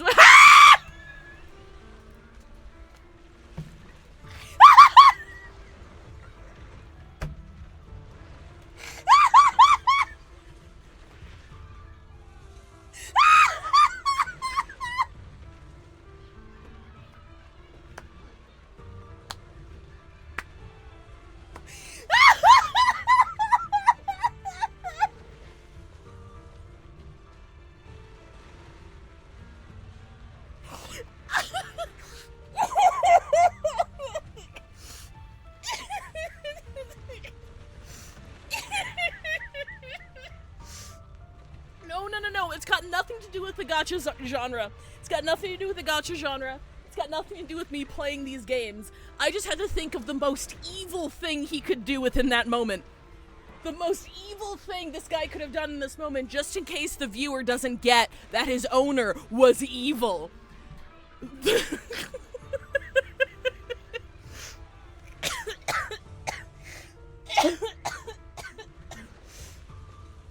Alright, okay. Oh, fucking Subway Slammer, bro. The man's eyes redden at the sight. He abandons the woman, shoves the old lady aside, and touches the bread from her hands. She falls to the ground with a cry of pain. Mad with desperation, he stuffs the bread into his mouth. He points to the fallen elder and gives it even crueler order. He got.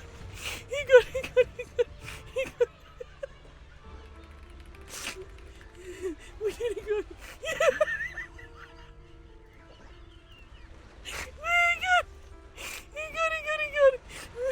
Motherfucker really be out here like.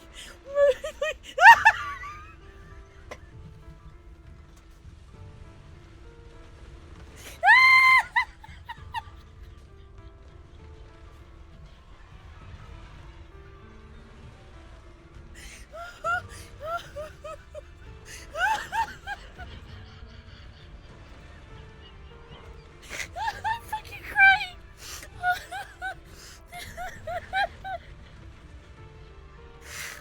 Oh, fucking, there are tears streaming down my fucking face. Oh, you know what? It's ad break time. I'll see you guys in 3 minutes. Oh my fucking god. Oh my god.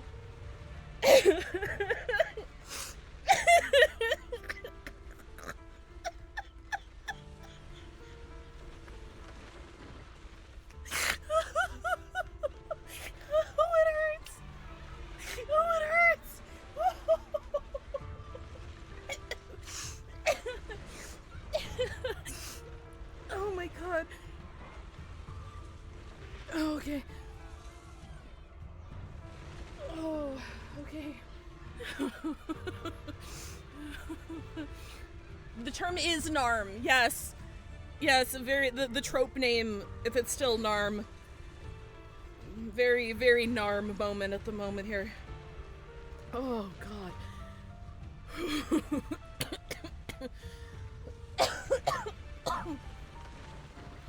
Season 2 is almost over, guys. Season 2 is almost over, guys. Oh, we're almost free. Oh boy.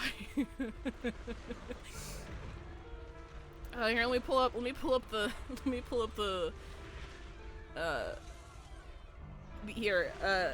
It was linked earlier. I said I'd pull it up on ad break. It's a good, you know what? This is an underrated character test.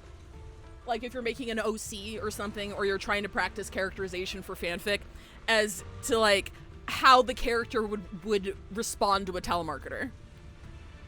I think it's a good character flag. Remember me? I'm your old classmate. I used to sit 2 rows behind you. Oh wait, it's left to right. If I remember the seating chart correctly, you're... Oh, that's right. It's me. I'm running a sword business these days and have a great deal for my old classmates. Top up 50,000 Denny's and you get lifetime maintenance for free. How come you're doing it? I didn't even know you did sword maintenance. It's an anti-scam test. How could you fall for something so obvious?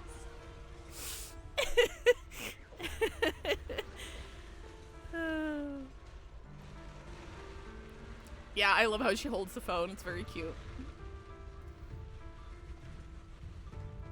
Why they look so panty and socky with garter, but yeah, that's the ZZZ's chibi style for the official artwork is very panty and stocking inspired. Like they do not shy away from that. That is the style that they went with. I think it's very cute.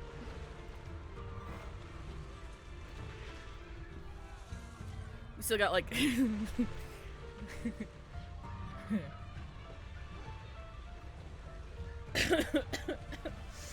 still have the GIF open.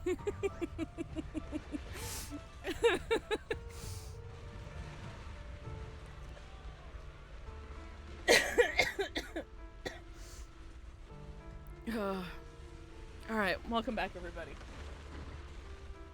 All right.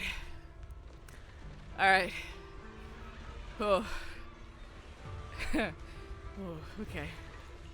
Lockspring, I'm ordering you one last time. Kill her! Remove this liability! No, please. I'm begging you. In that moment, I lock onto the old woman's pleading eyes. But inside me, data starts to collide and spiral into chaos. My directives state that I am to serve my master. But my core directive tells me I must never point my weapon at an unarmed human. I was created to protect humanity. Yet my master is ordering me to harm another human. I like the silver mascara, the silver, oh my god, is it mascara? Is mascara what you use to on your eyelashes? I'm pretty sure it's mascara. I like the silver mascara here. It's cunty. So to protect one human. No, not eyeliner, like the one that the thing with the brush. It's got a little prickly brush. And you use it to make your eyelashes look thicker. Eyeliner goes like on the eye. So I don't think that's right. Is mascara below the eye? What's the thing with the little brush? Hang on. This mystery is more intriguing to me. Give me a second. Is it mascara? Okay, it is mascara. Okay, yeah. Okay, yes, it is mascara. I was on beauty influencer YouTube during COVID. I know the names of things. Okay, all right, sweet. Seeing me still motionless, my master cursed furiously, kicked me hard, and stepped forward to finish. You fucking kicked him? You fucking punted him?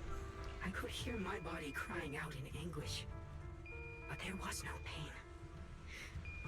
Slowly, I turned my head toward my master. I'm just saying, like, for this little, like, everyone in ZZZ gets their little, sad backstory scene, right? You couldn't think of a slightly more nuanced execution of this? Like you're a multi-million-dollar dev team from a multi-billion-dollar company, and this is what you came up with? For a little 3-minute cutscene, that's what you came up with and, wrote and got voiced? Like, for real? So this is humanity. This is what I was meant to protect. Then I finally break my core directive and execute the attack command. But not against the old woman. Like, it didn't even have to be that comically overblown, right? Like, he could have just been just a regular Bang Boo with, an owner who was mugging somebody. and like the mugging went wrong, right? Like, it didn't have to be like this bad. Like, I don't understand why they got like 2 different voice actors for this little cutscene here. And like, I don't get it. And a crying baby sound effect, right? Like, it's so bad. Not at her, but at him. The man who was my master. I actually think it would be a little bit more impactful if it was just, you know, just some 2-bit thug who robbed somebody and it went south, right?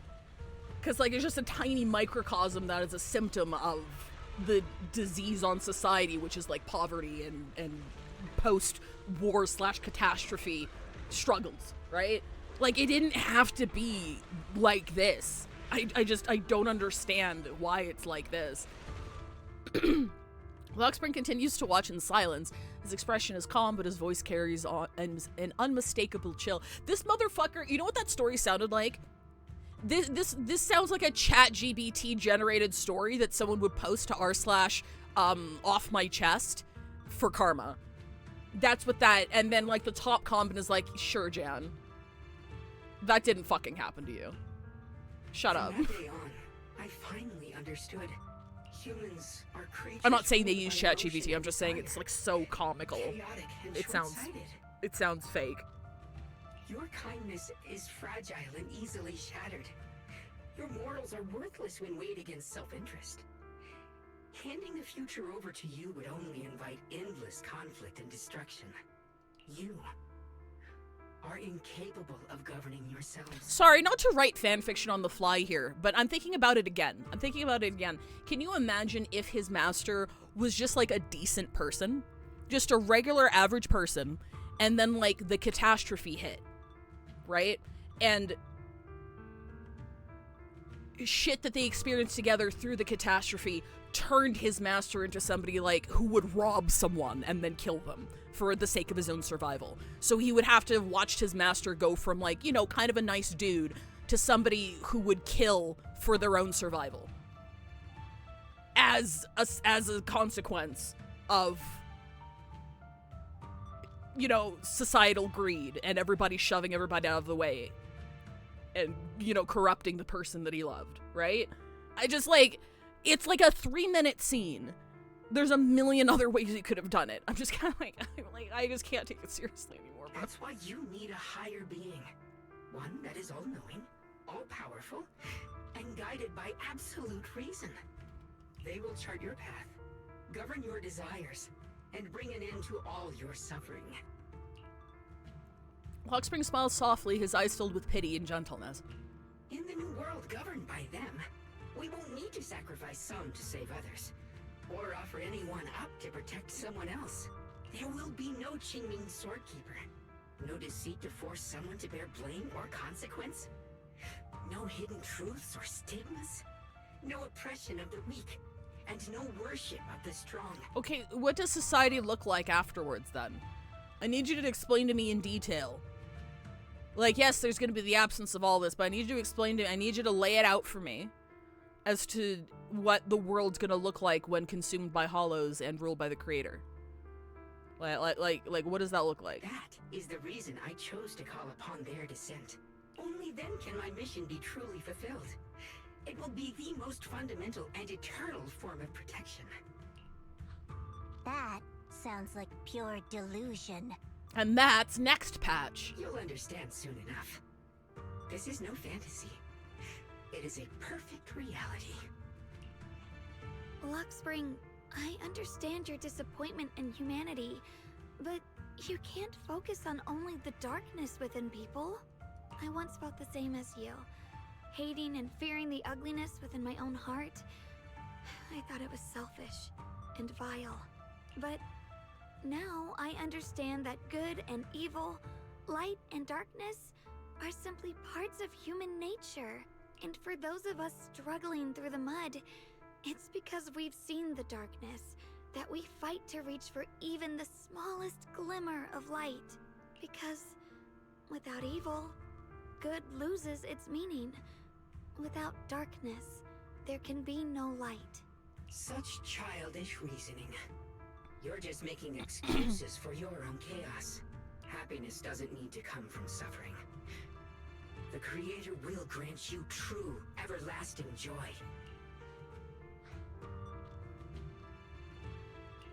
But what the Creator brings isn't salvation. It's destruction.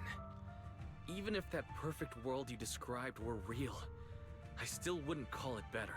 When the world is nothing but absolute preordained silence, the only thing left is nothingness itself. Yeah, what the fuck are you preserving, idiot? That's because you still don't know what good truly is. You're just afraid of the unknown. Odd question, after each main storyline, do we get an idol group or a singer? That seems to be the general trend, but, like, 2 instances doesn't quite make a pattern yet, so we're gonna have to see if it happens again in 3.x. I'm not sure what could be called better, or what salvation truly means. Because, like, I think somebody, made a little chart between the parallels between 1.x and 2.x where it's like, we get a male character that gets shafted because they're released right before a Void Hunter, then we have a Void Hunter, and then we have a musician. But I know this, Lockspring. You have no right to take away our freedom to choose. Hey, bud. Even if your choices only bring you pain. Even if everything we do is a mistake, we still have the right to make those mistakes, don't we? If you take that away, you're also taking away our chance to grow and become better. Lady Sunbringer created you so that you could protect humanity. Is this really what she wanted to see? Lady Sunbringer created me because she wanted humanity to have the strength to protect itself and survive amid the cruel disasters. But humanity turned that power upon itself for its own gain. It's unforgivable. Absolutely unforgivable. No one ever asked for your forgiveness. You're the one who's been trapped in the past, unable to move on. What? Placing your hopes on some mysterious creator to change everything is just as ridiculous as dreaming of a savior descending from the heavens. Just like how I once naively believed in equivalent exchange, seeking a sense of security from the approval of others. You despise the ugliness of humankind, so you want to wipe it out. You can't accept your own powerlessness, so you seek to create a new world where your existence feels useful. But if you can't even face yourself, how could you ever truly see others? Or the world around you? You just don't understand. My choice is the purest, most genuine protection there is. And just what is it that you want to protect, Lockspring? Is it merely the concept of humanity? You said people are obsessed with the game of sacrificing others to elevate themselves. But how is what you're doing any different?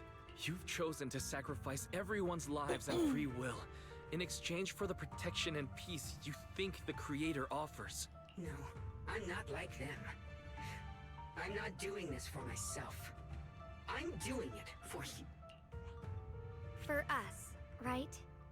Lockspring, I believe that one day, humanity will, by its own strength, reach the beautiful world you've been hoping for. Perhaps before that day arrives, we'll have to go through countless painful struggles and endure a long darkness. But that day will surely come. For the sake of that inevitable tomorrow, we must accept the existence of evil and use our own strength to create good. Again and again, we must come together, not destroy one another. We must create, not erase. But in the future promised by the Creator, there is nothing at all. Why have you two made the same choice as my Creator? I don't understand it. I just don't. Creator? You mean Sunbringer? So she didn't actually submit to the Creator? Hey, Bug! Did you hear him? Hey, Bug! He's like right by my microphone. Ah. Hello. Hello. Hello. What's up, my bug?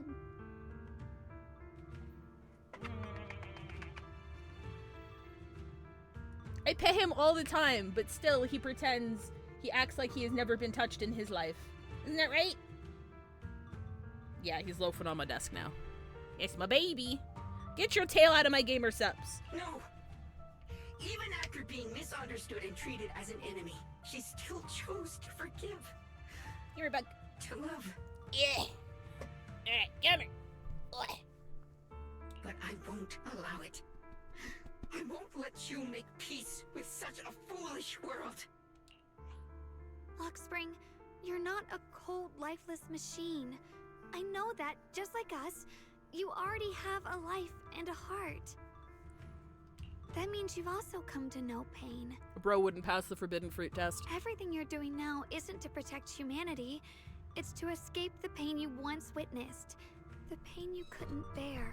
You just dislike capitalism and you're compartmentalizing your grief. You don't want to wipe out humanity. I've run away many times myself, so I know what that feels like. But that's not a choice. It's surrender. It's handing over your own fate and everyone else's to some unknown being. Like this, I understand what they're doing here, but this conversation is either A, not going to change his mind, or B, he's going to change his mind, but it's going to be too late and the creator is going to, like, kill him.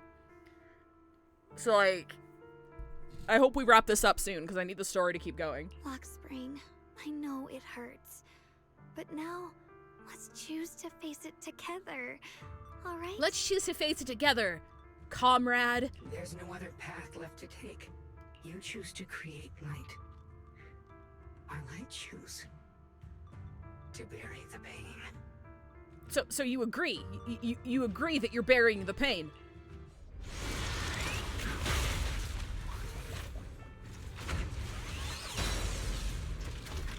Oh shit! Spring, there has to be another way. This is the best way, and the only way. See that giant cocoon there?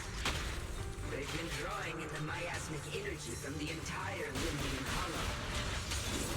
It won't be long before they hatch.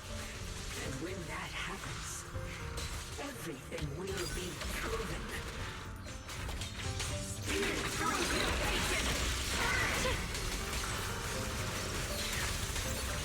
I see that.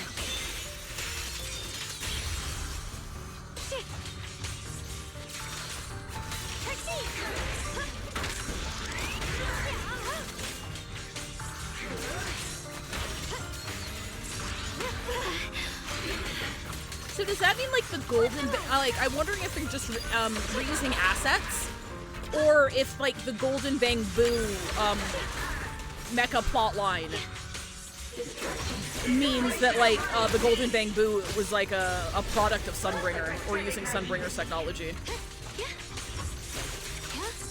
Oh wait, I'm out of fucking.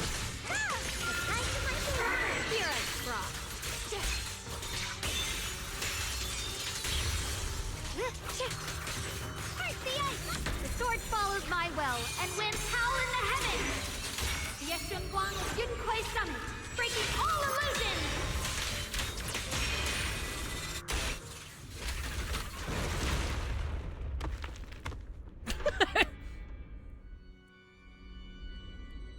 So theorizing that possibly both Eos and the Golden Bamboo are Super Ultra Bamboo because they can both pilot. That would make sense, because we also know that Eos is special, right? Yo! You good? I think he breathing though. I still can't like unsee. I'm gonna ruin this for you. His horns as like legs, and the symbol on his head is, oh, okay, hang on, we're praying for his death. The symbol on his head looks very Yonic, is what I'm going to say. I'm just gonna leave it at that. I'm gonna leave it at that. Do you see it? Do you see his horns as like legs? I'm gonna leave it at that. I'm disrespecting the dead. Oh great, thanks. You're welcome. That's what you come here for. Just stalling for time. We've got more important You're things welcome. to do. You're welcome. Oh no, it's too late. You know how there. I think there just should be an exclusive role on an art team and your only role is to be there as not an artist, to tell people that their designs either look like dicks or vaginas. That should be, you should be paid for that. Just like as an average Joe Blow art consultant, that kind of looks like a dick. Like, that kind of looks like a vagina, actually. Cause I don't think they see it. I don't think they see it. Boobs and asses get a pass. That's what this game is for. The massive cocoon, pulsing like a heart, finally loses its glow as the last trace of energy is completely absorbed. Countless cracks spread across its surface, and thick, inky black mist pours out, carrying a soul-chilling whisper as it rapidly billows in all directions. What's wrong? Are you feeling unwell again? I'm fine. It's What's your job title? Dick pointer. The Qingming sword seems to be reacting to this thing. Why are you surprised? Could this thing have intensified the effects of the Qingming sword?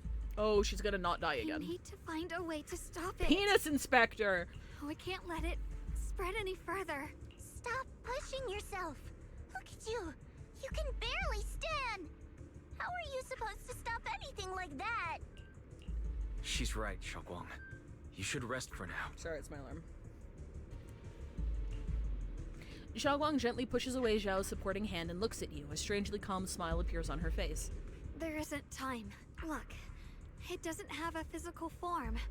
Dylan also said before that our attacks are completely useless against this black mist. And it's searching for something. Searching? For what? Xiaoguang doesn't answer. She simply raises her hand and gently runs her fingers over the Qingming sword. Junior, Xiao Zhao, thank you for coming this far. Oh, come on. This is like our third Yi Xingguang death fake out. Like, What do you mean by that? she's not going anywhere.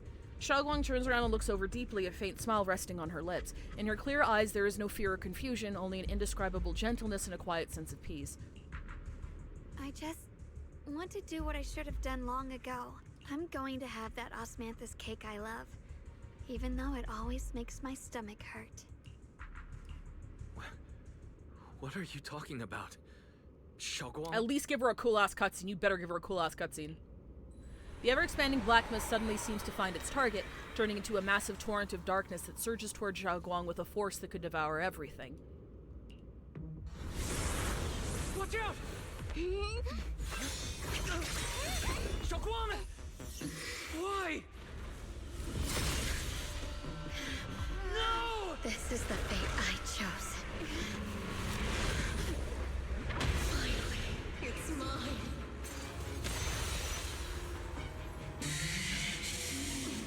Find the perfect vessel for your descent! And let this body be your prison! If you do this, you'll also Come with me to oblivion! Oh, yeah, that was fucking cool. Stop, Xiaoguang! If you do this, you'll go down with them! I'm sorry, Junior. I'll have to break our promise. But this is the only way.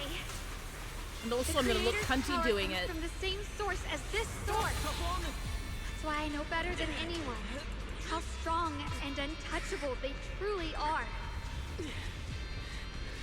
We can't beat this invisible force head on. I have to become their vessel first, and then destroy What myself the fuck to are you stop gonna them. do, bro? That's the It's okay, let him only cook, way let him we cook. might have a chance to win. The cost is your life. What kind of a win is that? Xiao Zhao, Junior, go. I don't want to see anyone else get hurt because of me anymore.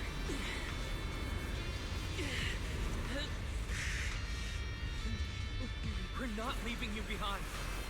Xiaoguang, don't give up. There has to be another option. I'm not giving up. I'm only protecting the things that matter more than my life. For everyone in Phylum Heights, for my friends, and for you. Xiaoguang, don't!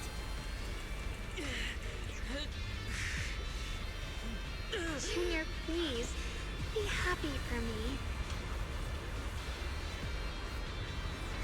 felt more alive than I do right now. Meeting you has changed my life for the better.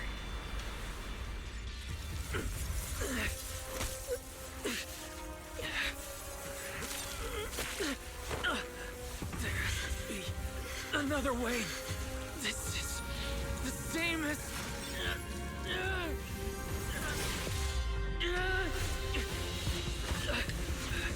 There's still time. I will bring you home. Boys.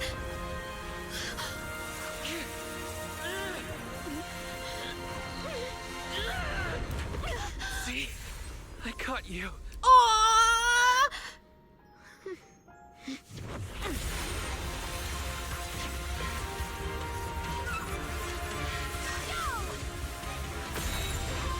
Evil! Be gone!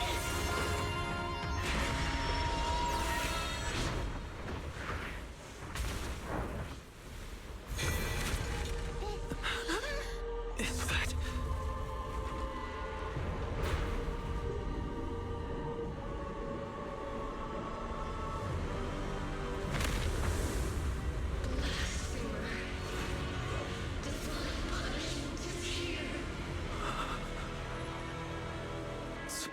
Sarah? Oh, this is on Fox. Thing. That's Sarah's face. Looks like her wish to merge with the Creator really did come true. My turn now? Thank you, Junior. Sorry, I was being too reckless.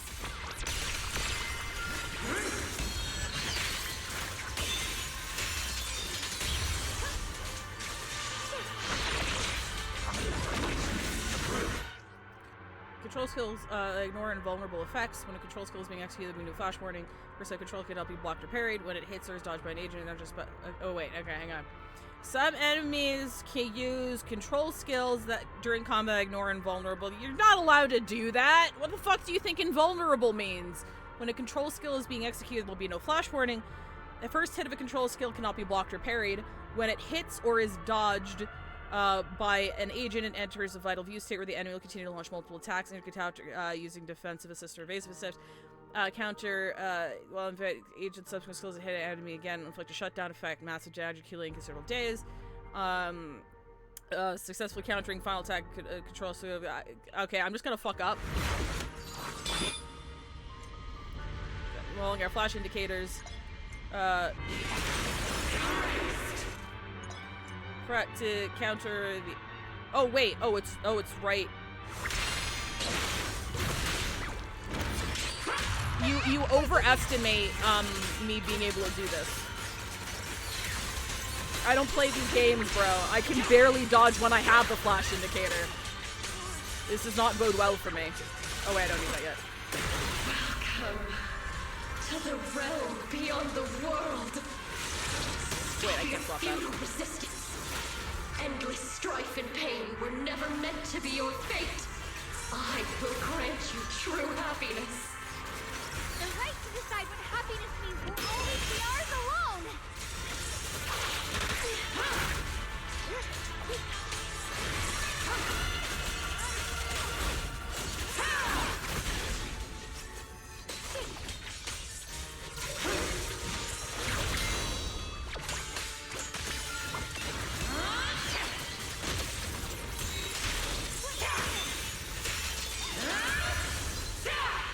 Like a tiger drop in Yakuza. I don't think I played the games where we had tiger drops. By which I mean I think that's when we played those.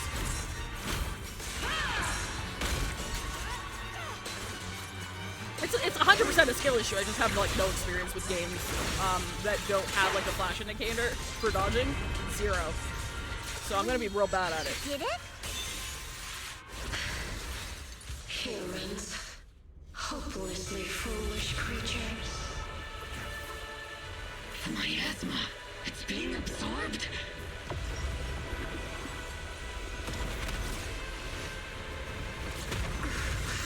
What is this?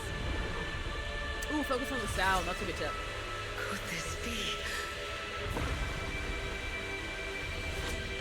show you what real despair feels like.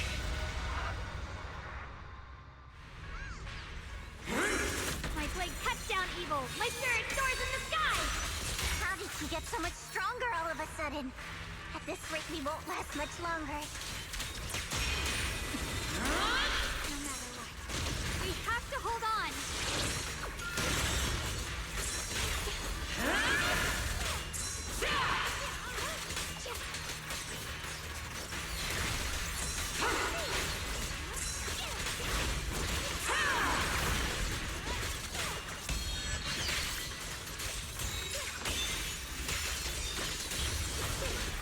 Oh, I think I'm ending her thing too early. I think that's what's happening. Not to. Everyone, be careful!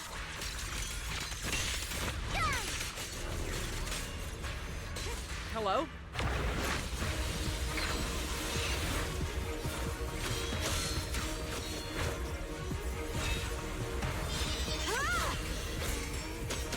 Why? I just got word from Magus. They're attacking the floating boulder that's powering the creator. This could work. You've got to hang in there. Just a little longer.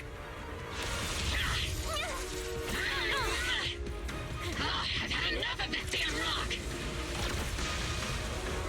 Soldiers, increase firepower!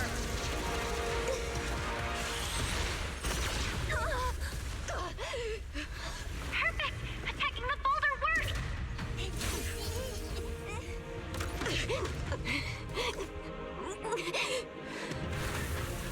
Before the well of humankind, even the divine shall crumble. Wise, all squads are doing their best to destroy the boulders. You guys, you have to hold on.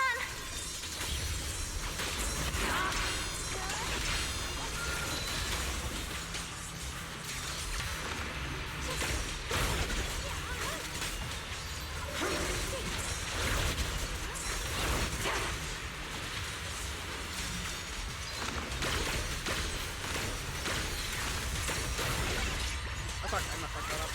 We did it! Bookshack Squad has destroyed their boulder. Yeah, you're welcome. We'll be waiting for your good news next. Thank you, everyone. The line is blocked. Blazing arc. Miyabi and Senior Yesai made it too. That's all of them. The boulders are destroyed. No matter how imperfect this world is, it's still worth saving. Our mission's done. The rest is up to you now, heroes. This battle was never ours alone. Strength and will. Cool Avengers speech. Die.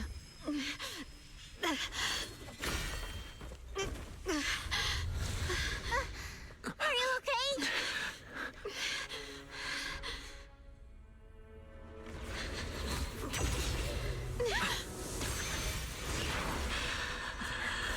They're absorbing the Qingming Sword's power. Only by truly mastering the power of the sword can I execute them. Don't tell me you're planning to use the Qingming Sword again! Thank you, Wise. But I won't hesitate anymore. Even if I'm destined to forget, I'll keep trying to remember, again and again. Even when trembling with fear, I will still stand in front of my friends. Even if I fall 1,000 times, I'll crawl up and fight again. That's the power that pulls people back from the abyss over and over again. We never needed gods. All we needed were our own hands to hold on and lift each other up.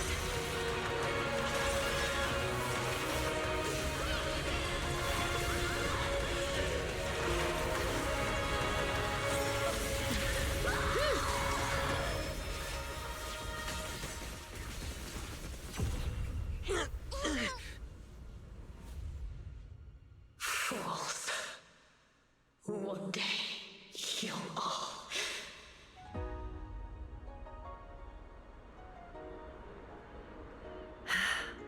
It's finally done.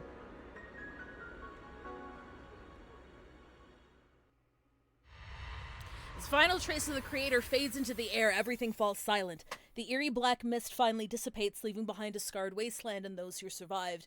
Maybe it's just your imagination, but even though you're still deep underground, it feels as if a ray of sunlight has pierced through the rock above, bringing a long-lost warmth that almost brings tears to your eyes. Xiaozhou lets out a long sigh and plops down on the ground, showing for the first time a tired smile, her guard lowered. It's finally over. Any longer, and I would have thought I'd never see the sun again. Well done, Xiaozhou. And you too, Junior. You too, Xiaoguang. How are you feeling? The Qingming Sword's reaction just now had me worried. It felt like, in that final moment, when I used the Qingming Sword to put an end to that thing, it was as if something changed between me and the sword. I used to believe the Qingming Sword had chosen me on its own, and that I held no power over it. Xiaoguang lifts her head, her eyes shining with a brightness and confidence never seen before. But just now, I realized I chose it, just as it chose me. I can feel the Qingming Sword's power moving through me. It's not as aggressive as it felt before. Now it feels gentle, peaceful. Perhaps you're more in tune with the Qingming Sword now. If that's true, then its effects... I know.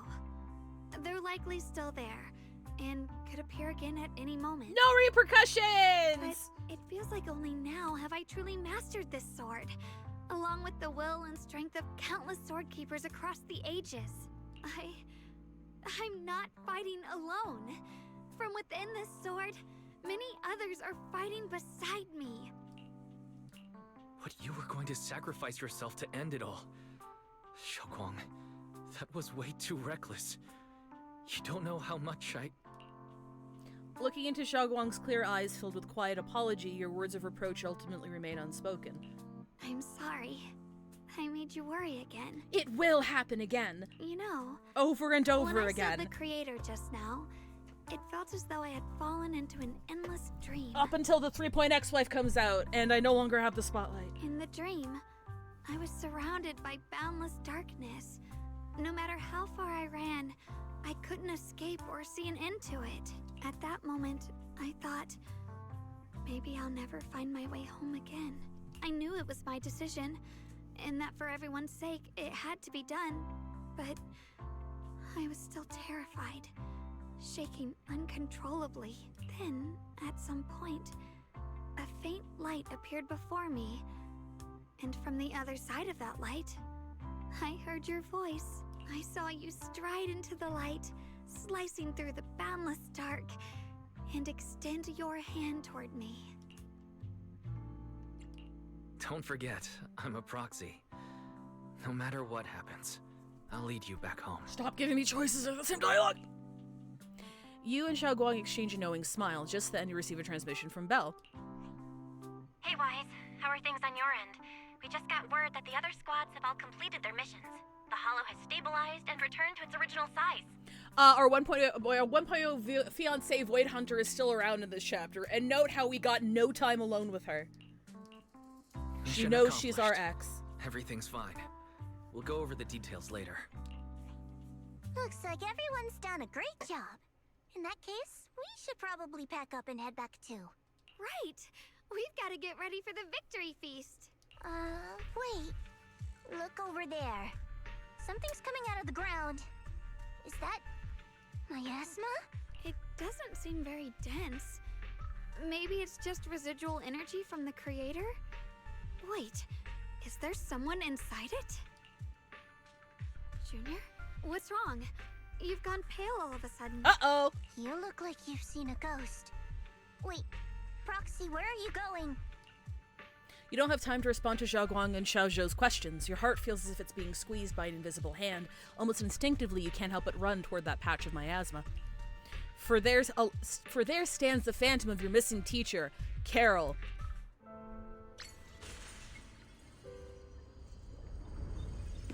Hi, Mom! Teacher! Huh? So that's the priest appeared at. I see. You... Redu. What is she saying? when is this memory from? She doesn't sound like she's talking to herself. Look, that massive miasma in front of her. It almost looks like two figures. Xiaozhao's right. She's talking to someone. Beginning of everything. Endless possibilities. An end that could devour everything. You're wrong. If those children, I have no regrets. What comes will become a terrible catastrophe.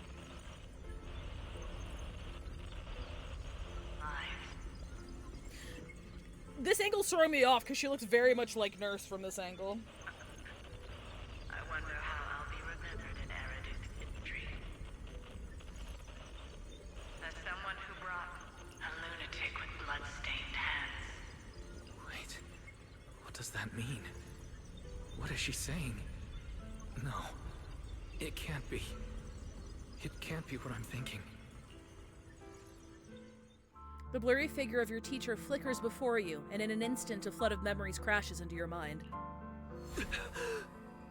Are these teacher's memories? I can feel it. Yes, this is what she was seeing back then. These are the two people she was talking to. Who are they? And that intense aura, is it ether? And why do they look... My head and eyes... They hurt. Junior, are you alright? Thank goodness, you finally come to. Sorry. What happened to me just now? When the miasma cleared, you suddenly froze in place.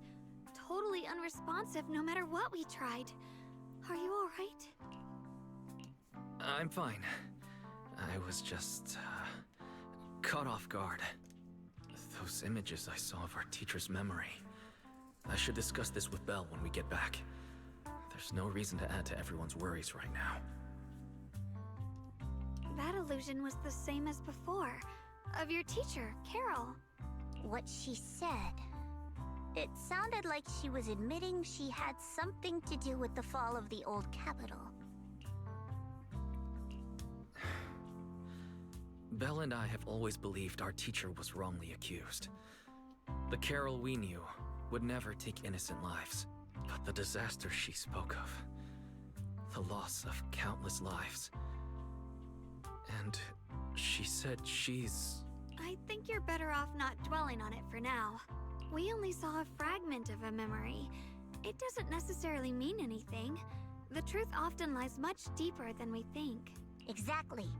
Sure, some of what we heard sounded meaningful, but from where I stand, the sins behind them may not be any greater than the idle gossip at a Top's cocktail party. Even today, the city has never revealed the specifics behind how the fall of the old capital happened, claiming it relates to classified intel. All they've done is list a couple of perpetrators, Carol Arna among them. That means things are nowhere near as simple as they seem, right? You're right. In any case, it's not safe to stay here. We should head back. In a remote, deep underground corner, Lockspring lies on the cold ground, his sensors flickering weakly. The only way to end suffering Bruh. is through absolute order. Bruh, they didn't hit the filter, dude. Humanity must be controlled. They didn't hit the Kamina death filter, bro. He murmurs those words, but his voice has lost its former resolve, filled instead with doubt and confusion, like a devout believer questioning for the first time the truth he has followed all his life. Everything he just witnessed still echoes in his mind. That frail girl, burdened with the cruelest fate, still staggered to her feet, lifting her sword to stand before everyone. The proxy who had suffered the same injustices, and the Krampus judge who had never known kindness from fate, none of them harbored resentment or hatred toward the world. Instead, they held each other up, steady and unwavering. The courage to forget and start over again. The resolve to choose sacrifice Even in the face of fear, the will to keep moving forward. Even when knowing the abyss lies just ahead, and even when it means losing everything. To raise the blade toward the void, without hesitation. Lockspring slowly blinks, and the flickering light of his sensors finally steadies. These struggles I once deemed meaningless are the true essence of life itself. So behind all this strife, the conflicts, the betrayals and ugliness I've witnessed, there was something entirely different hidden all along. Have humans always been such powerful beings? How disappointing. I thought you'd win. Can't believe you ended up like this. Back then, when I was on the verge of shutting down completely, it was you that appeared out of nowhere and told me about the Creator and the Exaltists, giving me a sense of direction. That's right. Well, what's the matter? Don't tell me you're trying to shift the blame now. Saying I'm the one who led you astray? No, quite the opposite. I want to thank you. If it weren't for you, I might never have gone through all of this. Never found the answer in the end. What are you even talking about? Has your logic core completely fried? Forget it. Nothing can stop that plan from moving forward anyway. But before that, I might as well have a little fun. Ignoring the taunts, Lockspring gazes calmly into the darkness before him, and yet it feels as though his eyes pierce through it all, seeing something far beyond, something vast and distant. Perhaps one day, humanity's courage will fade away. But not today. Not now. Lady Sunbringer, perhaps. You were right. Utopia that drifts above New Eridu. May you bring forth what is truly... How boring. You're useless now. Guess it's about time for me to find some amusement elsewhere. New Eridu. Rejoice in the return of yokai.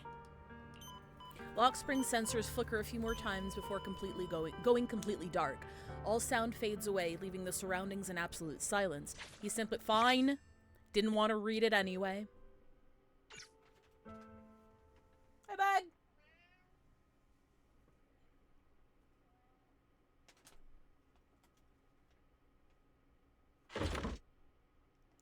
Together with Zhao Guang and Xiao Zhou, you return to Phylum Heights. The peaceful cityscape that you haven't seen in a while brings a feeling as if a lifetime has passed. Now that everything's been resolved. Oh, right. Zhao turns around, seemingly ready to leave right away, but after taking just a few steps, she stops. She stands there in silence for a moment, like she's going through some inner struggle. She finally turns back, avoiding your gaze for the first time. Proxy and Ye Shunguang, thank you. Huh? We should be the ones thanking you.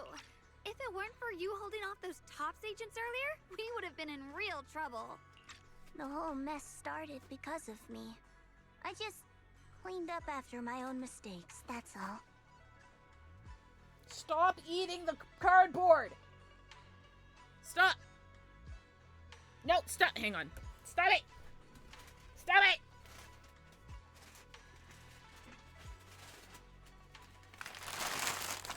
It's a paper bag. Speaking of which, Xiao Zhao, what about your mission to seize the Qingming sword? Oh, that's right! That mission came directly from TOPS!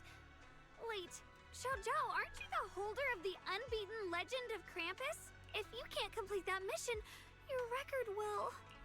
what to do? Maybe we could pretend to hand over the Qingming sword? Aww! You don't have to.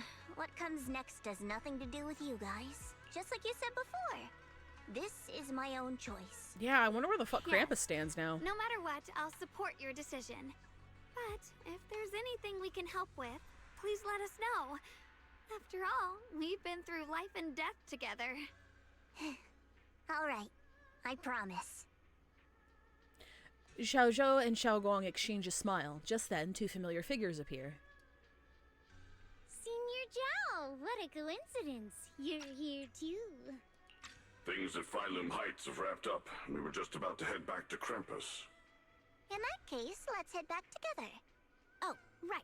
Senior Zhao, I just remembered you helped me a lot during the last mission, and I still haven't repaid the favor.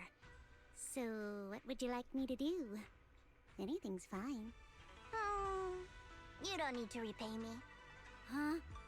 The ever-equivalent exchange, Senior Zhao actually said that? You're not an imposter, are you? Shut up.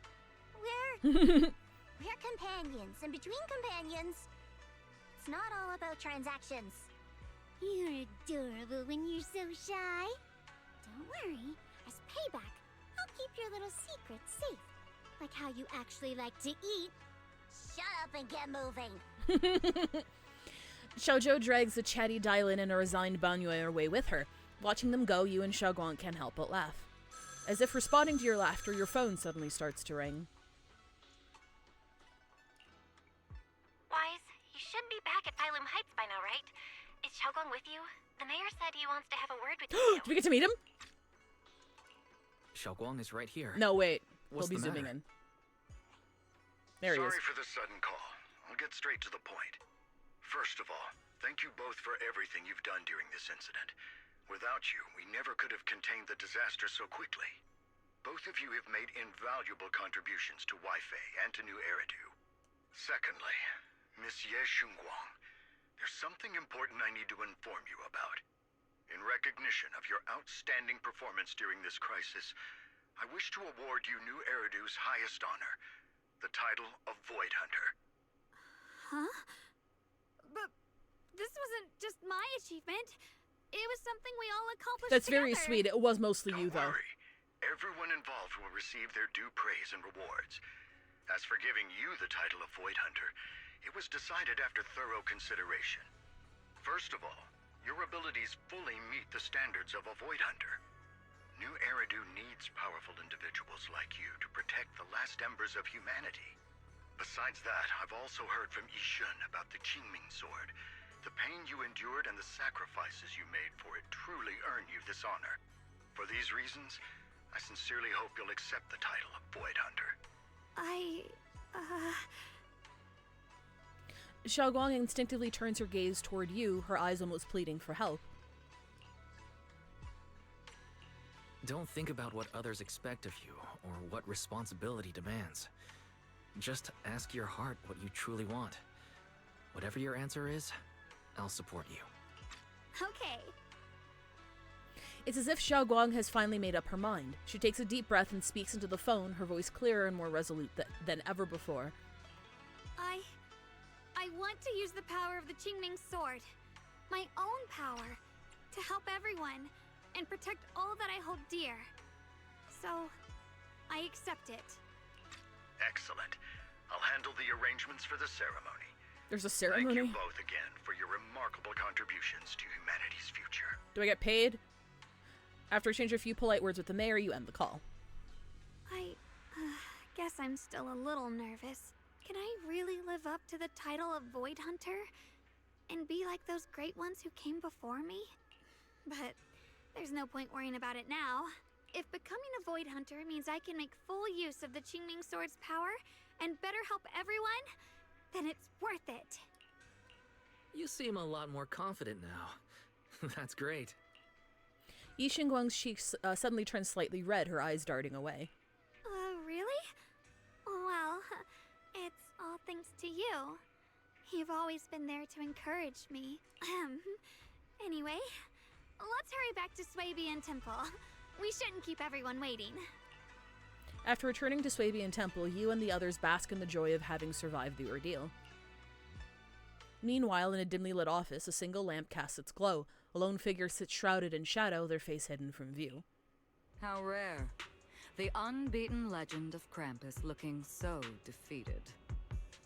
That's not what that says. If I'm not mistaken, this is the first time you've failed a mission. We got swapped again. Yes. The responsibility is mine alone. No matter what decision you make, I'll accept it. Even if you decide to expel me from Krampus, I still... What if I order you to obtain the Qingming sword for me, no matter the cost? Even if it means killing that sword master, Ye Shunguang. No. I refuse. You dare to disobey my orders? Objectively, with my current strength, I can't defeat someone who's mastered the Qingming sword. That's a fact. Personally, I don't wish to harm her, so I'm sorry. I can't do it. Xiao Zhao, I've always thought you were a smart kid. But in this matter, you really... A long silence hangs in the air, so heavy it was almost suffocating. Then, from within the shadows, a soft chuckle breaks the tension. Who is she? She sounds hot. Managed to surprise me. Huh? Relax. I'm not planning to punish you. Quite the opposite. I'm pleased. She kind of sounds like Allegra Clark a little bit. I've been wondering when you'd finally grow out of that bad habit of yours. Thinking everything can be solved with equivalent exchange. Looks like this mission taught you something far more valuable than the mission itself. And also, taking the Qingming sword was never my true intention. You've probably guessed already. This was just high ambitions and the others' order. Bunch of short-sighted fools chasing profit. High Ambitions is the name of a faction. But they'll probably move on to a different project soon. Something about Void Hunter's weapons. What do you mean? No matter what, remember this. Krampus Compliance Authority is forever loyal to TOPS, not to any single faction or individual. As for the rest, let's wait and see. The day of the Void Hunter anointment has finally arrived. Wait, actually, hang on. We're about to hit ad break. I might want to stop here. Yeah, I'm going to stop here. I'll hit ads, just in case this is longer than, like, 3 minutes. Just so nobody misses anything. I'll see you in 3.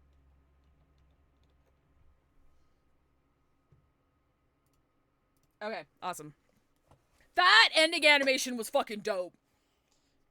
Like, I'm a little disappointed that, again, it was, like, more focused on Yi Xingguang herself and how she resolved the crisis, rather than, like, the power of teamwork thing that we got at the end of 1.x, but also, if we got a power of teamwork, animation at the end, I feel like it would have been really forced. So, like, no, but otherwise, like, the animation was sick as fuck. I think it's great. I'm gonna call it a draw on the prediction, because she did save us, but it wasn't because of our own negligence, so I'm gonna call it a draw and refund everybody's points. So we did get saved again, but it wasn't because of our negligence, so it was like a half and half. I believe they've mentioned High Ambitions assets before. I think it was Miyabi's Rise of a Void Hunter trailer, but I have to check. No, that makes sense. I know there's, like, a lot of lore outside of the game itself, or even readables that I probably haven't seen because I have not explored everything. I just think it's really funny. High Ambitions. Gambling loses yet again. No Gamba. I thought that was a really cool sequence of animations. It was really neat.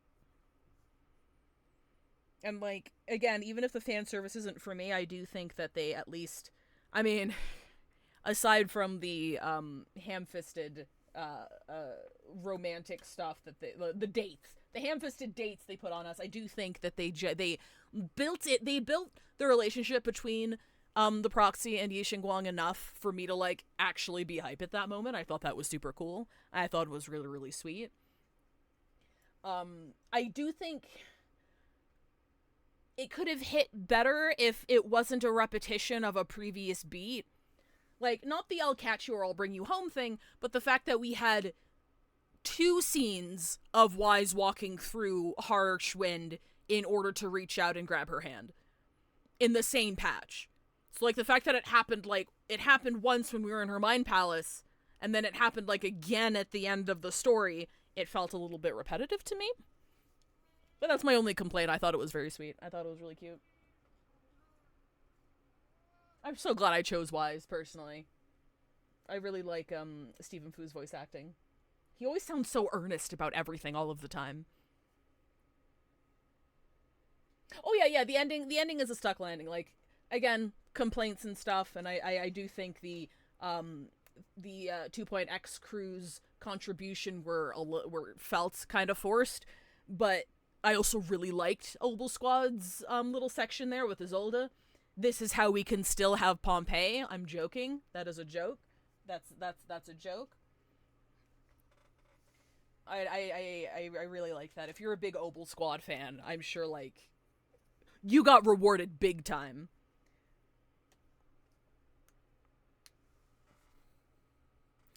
But yeah, no, I liked it. I thought the animation was really, really awesome. It was a very hype, and the final boss design was great. Like, that was a really neat boss design. I kind of wish we saw more of it. Once again, like, it just kind of feels like they wanted to wrap it up, and like Sarah, I feel like Sarah could have done like so much more, but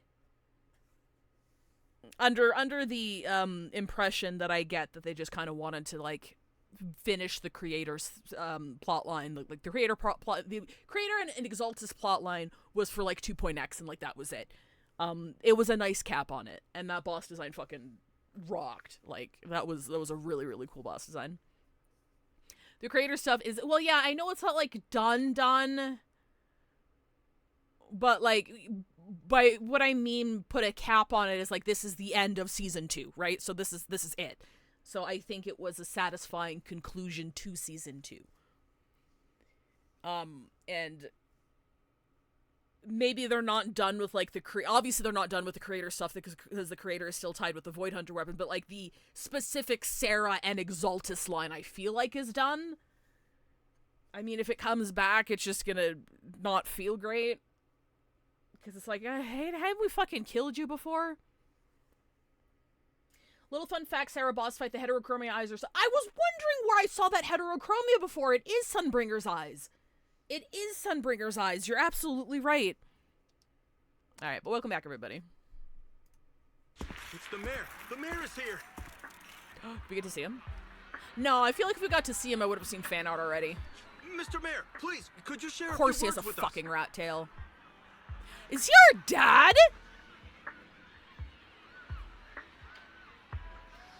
Mayor, did you fuck my mom? Ladies and gentlemen, today we stand here to commemorate a victory that determined the very survival of New Eridu.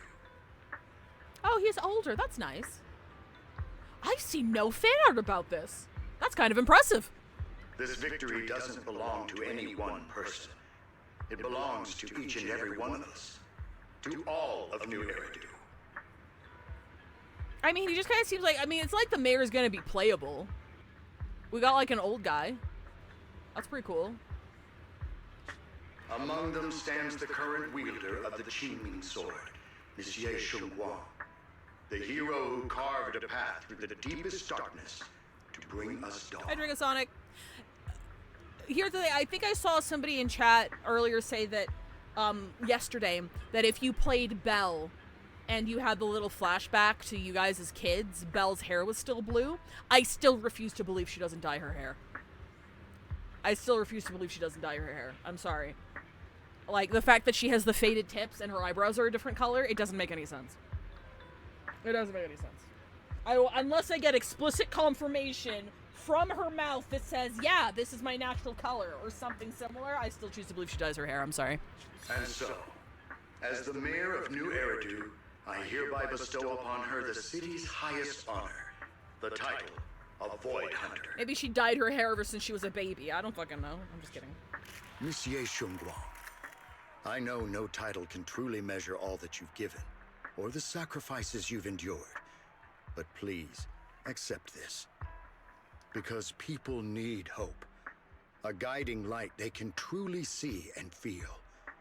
They need to witness a hero standing unyielding in the darkness. Are kids not allowed to have their hair dyed? It's not really good for, I mean, like, you can get, like, kid-friendly hair dye, but it's still not something that people normally do, not when you're that young, because they were, like, I want to say, like, 7 or 8 in that flashback. Thank you. Perhaps, Monsieur Shengguang, you'd like to say a few words? I'm not really good at speaking in front of so many people. But standing here today, there are indeed some things I want to say to all of you. Someone very important to me once told me that if I was in pain, he would feel it too. At the time, I didn't understand what those words meant. I thought that battles were my own, and so was the pain. But now, I finally get it. Those words were the answer to everything. Carol gave them eye implants. Do you think she would stop them from dyeing their hair fair? I've realized that I can feel joy from the smell of coffee drifting around the corner, and happiness from the laughter of children. In the same way, I can feel heartbreak when people cry among the ruins, and sorrow at the pain of my companion's wounds. Maybe this world is still full of conflict and imperfection. Maybe people will always find reasons to turn against each other. But in some He's still wearing the fit, though. or perhaps more hidden place, there must be something that binds all of us together. That's why, whenever crisis strikes, someone always steps forward. Like a single spark, a lantern swaying in the wind, flickering, yet never going out. And when all these faint lights, these tiny fireflies gather together, they'll illuminate even the longest night. In the past, I only fought because I was dragged into it. But now, I want to be one of these countless fireflies. Because I know dawn always comes. No matter how long the night lasts, morning will return. In the distant past, and in the far-flung future, countless others must have made the same choices I did. I love the fact that all the other factions are like chilling in the audience and like fucking Obel Squad is out there in fucking Afghanistan. I think that's very funny. We are never alone. Therefore, I, Ye Shunguang, hereby solemnly swear to accept the title of Void Hunter. From this moment on, for New Eridu, and for our shared tomorrow, I offer my sword, my strength, and my life, until my very last breath. Beautifully said. A hero is not just a single individual, but the sun formed by the glimmers of light in all of us. Then, let us witness this moment together. The birth of a Void Hunter, keeper of the Qingming Sword. Ye Shunguang! May New Eridu's radiance endure forever! Thunderous applause fills the hall, echoing endlessly. The crowd cheers, paying their highest respect to the young Void Hunter. Only one person stands silently in the shadows. His expression remains calm as always. At the corner of his lips rests a faint smile, a relief he himself doesn't realize is there. Ye Shuyuan takes one last lingering look at the figure bathed in light upon the stage. Then, without a trace of hesitation, he turns away and walks alone against the tide of cheers. His silhouette fades into the darkness, leaving all the noise behind him. At that moment, I finally understood why the Qingming Sword chose her. Not me, nor anyone else. I once arrogantly believed her kindness was mere innocence. The naivety of someone sheltered from the storms of the world. I was wrong. That wasn't naivety. It was the courage to see through the darkness, yet still choose to embrace the light. It was something vast and overwhelming. Powerful enough to drown everything, yet utterly genuine. A heart of compassion. The situation is settled for now, and Phylum Heights has finally recovered to its former prosperity. The long-sealed porcelain mine in Lemnian Hollow seems to be set to reopen soon. And so, the story comes to an end. Aww. And peace has returned to Waifei Peninsula. Just like Xiaoguang said, even if the world is full of conflict and Why are you still wearing the fit, bro? there's still something that binds us together. Maybe it's the unspoken trust we place in our companions. Oh, she's fucking sleepy. Or the small acts of kindness we receive from She's strangers. just like me, for real, for real. Or the way we manage, even in the face of despair. We spark that shared flame called courage. All these small yet significant connections eventually merge into something that feels like a miracle. Something steady enough to hold us all up. keeping us from falling into the abyss.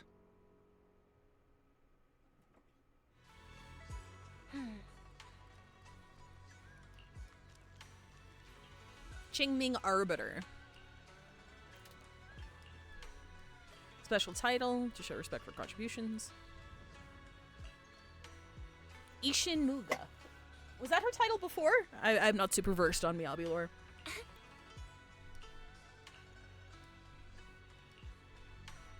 You arrive at Soybean Temple's main hall with Belle.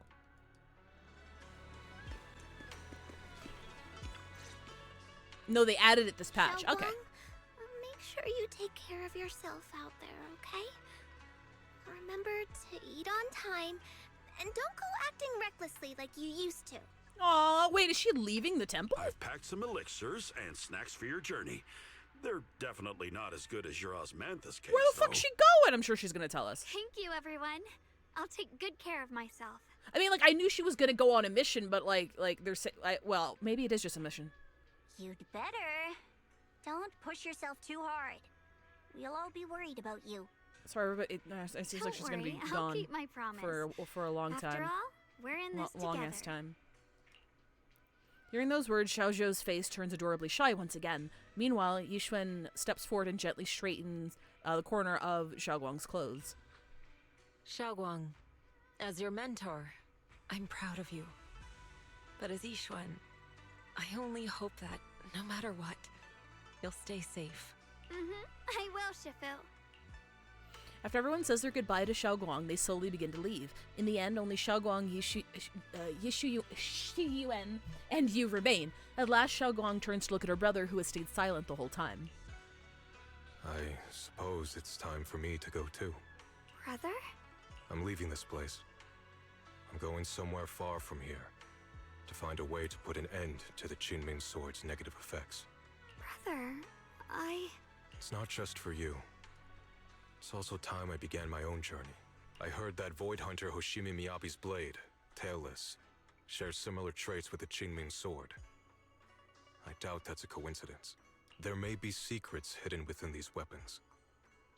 Secrets far beyond what we understand. I do like it's a very natural progression for him to start investigating like the origin of the weapons as well. I think this is a really nice pivot for him. I'm honestly really glad that he didn't cling on to that hate, because it would have been very easy for him to, like, even after Yi Xingguang's character development, for him to be like, no, you don't know what the fuck you're talking about, I need to save you, sort of thing. So, like, even though the resolution of his arc was kind of quick, I do appreciate that it didn't overstay its welcome. I'm glad that he's here right now. I want to uncover these secrets and find the truth hidden behind. He's absolutely playable. Anybody who doesn't think he's playable is in denial. It just we don't know when he's gonna come out. Like, we don't know if it's gonna be he's just gonna get his own patch next time we need to talk about, like, the weapons, right? Next time the weapons become plot relevant, like, he'll come back. Or if it's gonna be a Screwlum thing where his design's done and everything's ready and he's just on the back shelf for 3 years. We have no clue, right? Xiaoguang, I still remember what you told me before. Don't worry. This time, I'll allow myself to be happy. Yi Shuyuan reaches out, wanting to pat his little sister's head like he used to when they were little, but pauses midway and instead gently rests his hand on her shoulder. I've imagined it countless times, that if I could go back, I'd hide my sister away in the safest place, so that fate would never, ever find her. But I was wrong.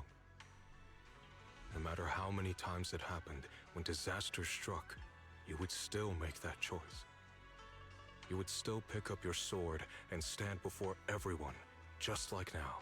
Xiaoguang, as your brother, I'm very proud of you. Is she an animal person, or is that just her hair? They're both animal people because they've got, like, big old tails, and those are ears.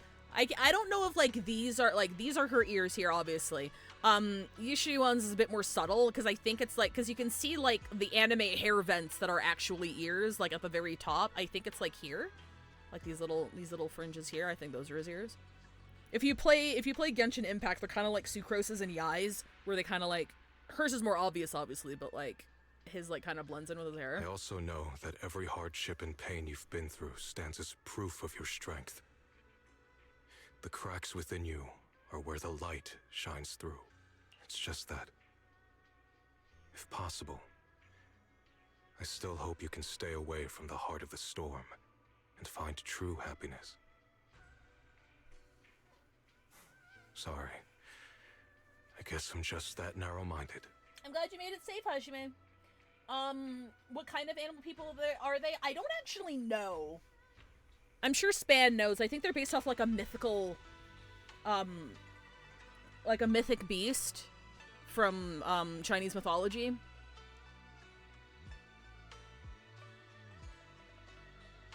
Or something.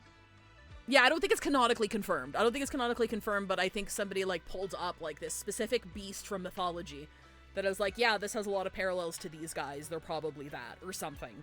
I could be wrong. I'm already happy right now. Really. I'm glad then. Or was that the character in the live stream who was talking about that ancient horse? I could be getting my shit crossed. Also, I'm not sure. But anyway, if it's not you've heard confirmed. We Mr. don't Liu's really know. So-called ancient prophecy. He once said that one day, a Baiza would rise in Yunque Summit. When disaster struck, the Baiza would wield the Qingming sword to cut through the endless night and awaken the dawn. I do have a question. Didn't we get Pulchra in an odd patch after the main story? Yes, but she's on S rank. She's an A rank. So, it was easier. Like, she did get, like, still a lot of really good promotional material and stuff, but it's way easier to slot her in just somewhere fucking random because she's not, like, the star of the show. And besides this Baiza, a special catalyst There's no way would appear. Yushuan is an A rank. A presence capable of Like, changing the entire there's no course way. of the future with a single thought. After everything that's happened, I can't help but think, perhaps this Baiza and the catalyst the prophecy spoke of are the two of you. Xiao Guang and Junior Wise. Huh? Me? That's right. Throughout this whole ordeal, you were the one who stayed by Xiao Guang's side. I believe you both give each other great strength. Yeah, but Gallagher didn't get an entirely alternate model in a boss fight.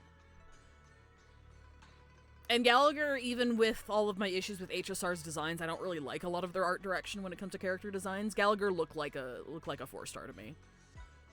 I wasn't there when he was released. I started afterwards, but if people thought Gallagher was an S rank, I would have said that was copium. Because he does not look like an S rank. Yes. If it weren't for Junior, I don't know how much longer I could have held on. It seems your meeting was no coincidence. As for the deeper meaning, only time will tell. All right, it's getting late. I'll be heading off now. Plus, if Yishuan was an A rank, there is zero reason to not have just released him in this patch. There's just, like, they could have just dropped him now. Farewell, my sister. And Junior Wise. Oh yeah, Dragon, you're right, because of the horn in her white form, you're right.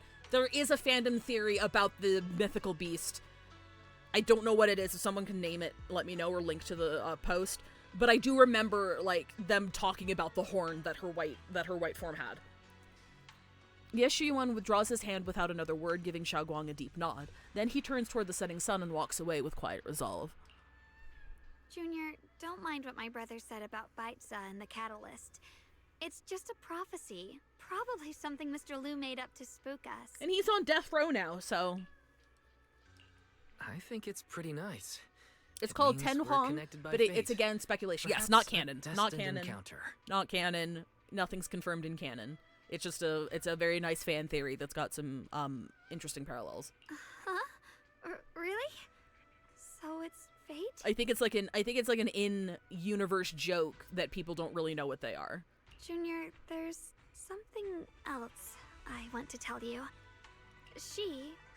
The other me, once believed that love was a curse, a trap, something damp and cold, something that would destroy me. Perhaps I used to think that way because the old me was always filled with guilt and fear. When your heart is a swamp, even the warmest sunlight turns cold and twisted. But actually, it's not like that. Love is a miracle, a strength, a warm hand that pulls me back to the world when I'm falling into endless darkness. Xiaoguang takes a deep breath, then uncharacteristically spreads her arms wide as if to embrace everything before her. I really, truly love this world. I love the feeling of the morning breeze against my face, the warmth of the afternoon sun on an open book's page, the smell of freshly baked bread from the corner bakery, and the sound of children's carefree laughter. The good, the bad, the light, the dark. Everything is so precious, so special. And that's exactly why I'll do everything I can to protect them, no matter the cost. Now I finally understand. It wasn't just the Qingming sword that chose me. I chose it as well, along with everything it brings. I may be new as a Void Hunter, and there's so much left to learn, but I'll do my best. I didn't mention this before, but she's also, like, very premium wife material. Not, like, waifu material. I'm talking about, like, if you had to, like, set a tier list of characters that you would marry, Yi Xingguang is, like, up there. So then, of course, obviously, because I can't ever have anything happy, I got sledgehammered with the headcanon that, like, let's say, like, your proxy Wise or Belle, right? Like, they end up together, they get married or whatever.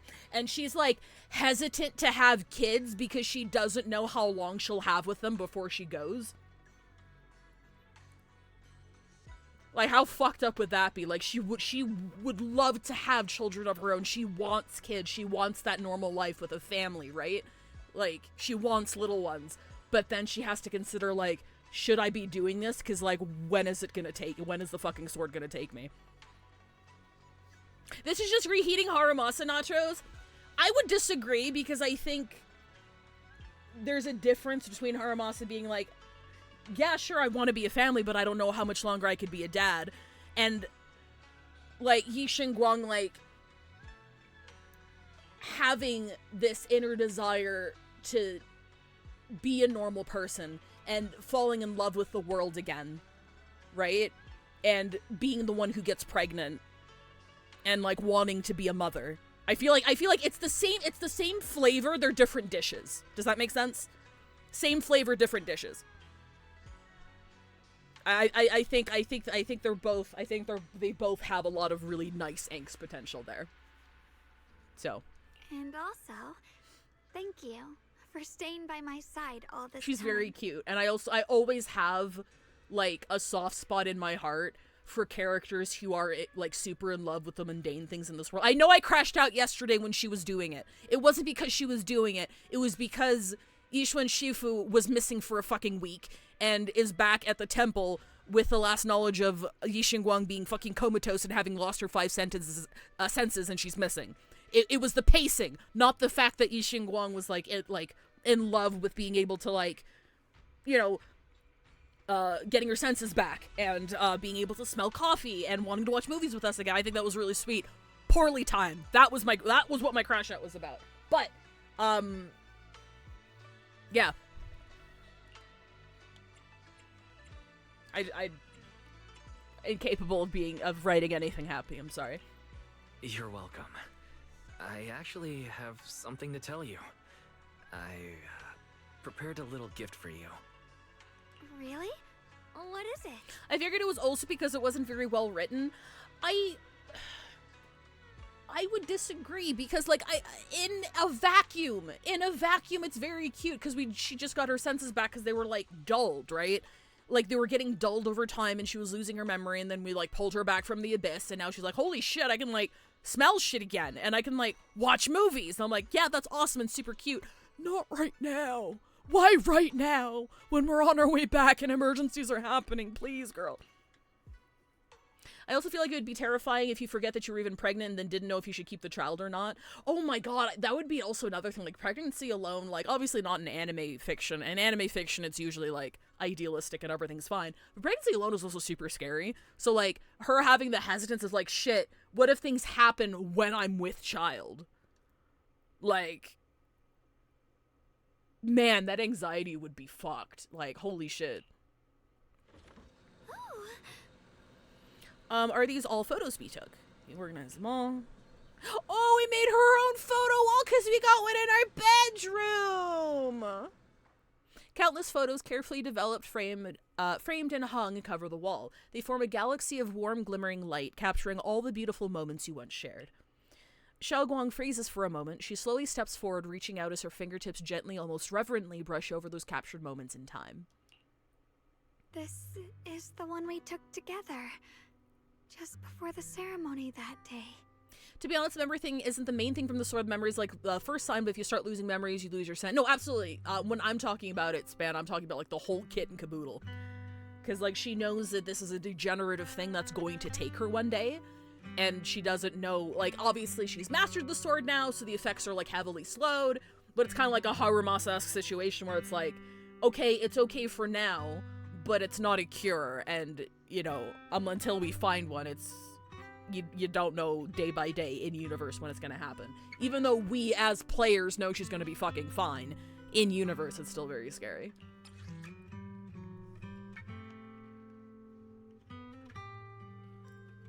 Wait, hang on. Precious, hastily taking group photo. Okay, I'm not gonna read that out loud. But Frotate. Okay, here we go. Background. We are preparing. No one knows. Is there anything sus in here? I don't think so. Alright. It was my first time speaking in front of so many people. Thinking back, it feels unbelievable. I'm just glad you and everyone else were there with me. Hi, Cooking God 345, welcome to chat. And all the moments we shared before. You kept them all too. I remember the fragrant scent that filled the flower shop, the gentle melodies we listened to together, and the movies we watched. Span, I also kind of feel like that's worse, because, like, before she mastered the sword, yes, that's how it looked like, but now that we know she's mastered the sword and she said that the effects are probably, like, slowed down, does that just mean her losing her memories and her five senses would be stretched out over a much longer period of time? So, like, her starting to forget things is, like, the start of it, and then it's no longer 30 minutes later, it's like 10 years. That's scary, dude. It's scary being the Qingmin sword wielder. I wouldn't want to do that shit. I didn't realize we'd already made so many wonderful memories together. No matter what happens in the future, the memories of the past will always leave their mark. I'll always remember them. I'll always remember you. Junior, Before I start talking, do you hate Hugo because he's my man, and if you do, you'd be punished and be warned?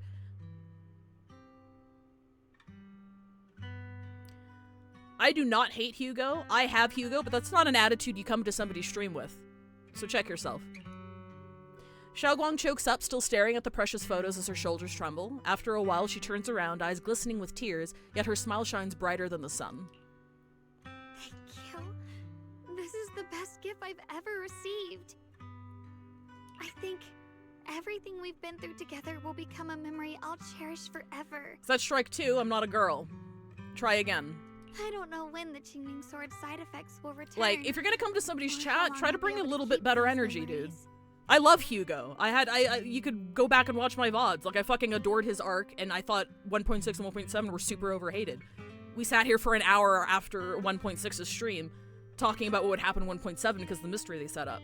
Don't come into somebody's chat like that. Like, it's very aggressive. But because of these shining days... Alright, that's how you talk? Well, then you don't have to be here. I feel like I'll have the courage to face it. Christ. Thank you for painting my life with such beautiful colors. Together, you and Xiaoguang relive the stories behind each photo, and at last, the time comes when you have to part ways. Well, I should be going. Safe travels, Xiaoguang. I can't believe Cooking God 345 is going to college. For both of us. Goodbye, Junior Wise. Xiaoguang smiles brightly, then turns toward the setting sun and takes the first step forward on her new journey as a Void Hunter. You stand there watching her figure fade away until she disappears completely into the glow of the setting sun. First Void Hunter mission goes... Yeah, okay, yeah, she's just going up. But it might be like a very extended mission, so she might be gone for like a few months or so. It just feels like she's fucking like moving away when she's probably just gonna be like gone for a bit. I don't like how the mayor has his own little army here. Like, right now, he hasn't done anything suspicious or untoward, but I do not like the fact he has so much power, and I do not fact that he like the fact that he has Miyabi, Yi Xingguang, and Yi Xuan on leashes, pretty much.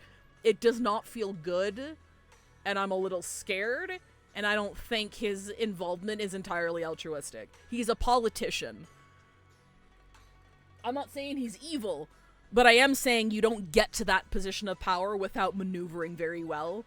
And I'm scared that he has alternate intentions, and I'm excited to see what those intentions are. A few days? A few days? Why did everybody... the goodbyes felt so... A few days? It's okay. That's fine.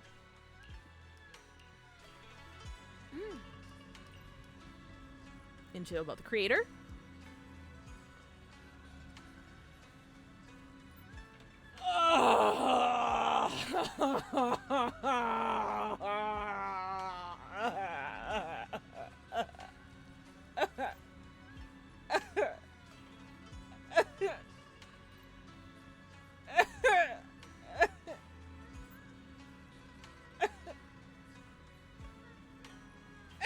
Okay.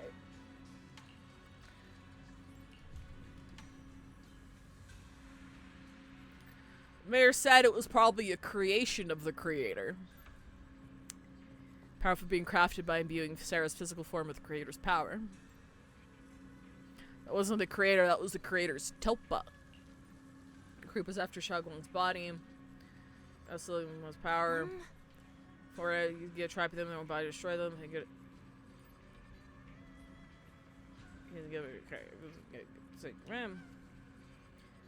First, wait, hang on. Wait, no, sorry, fuck. I don't want to skip. I was trying to look at the log. The eyes are the same color as Lady Sunbringer's. Left behind some of her power. The power was exploited.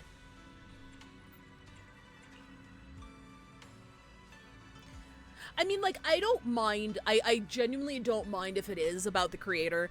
Because, again, speculation. Entirely speculation. It feels like they had a plan. And then early 2.x wasn't very well received. And then they rewrote a lot of shit last minute. So what it feels like is that they had a plan, then scrapped, like, the back half of that plan, wrapped up the shit with Sarah as quick as possible, and then are hitting a soft reset on the creator stuff. That's what it feels like to me.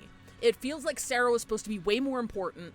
It feels like the whole lab shit and, like, them fucking around with Xiuan's sister and, like, making people out of it. Like, it feels like that was supposed to build up to something bigger, maybe over time. And it just, I don't know, it feels like they just axed it and just wanted to wrap it up as soon as possible. And, they're working on something hopefully better written with the creator. Because the creator is a very big thing. It's not something, once you reach, like, threat scaling like this, you can't just not have the creator anymore and then, like, bring something else completely different in 3.x. Like, they've already tied it to the weapons. They've already tied it to Yi Xingguang's backstory. So, like, I get it. But also, I'm like, ugh.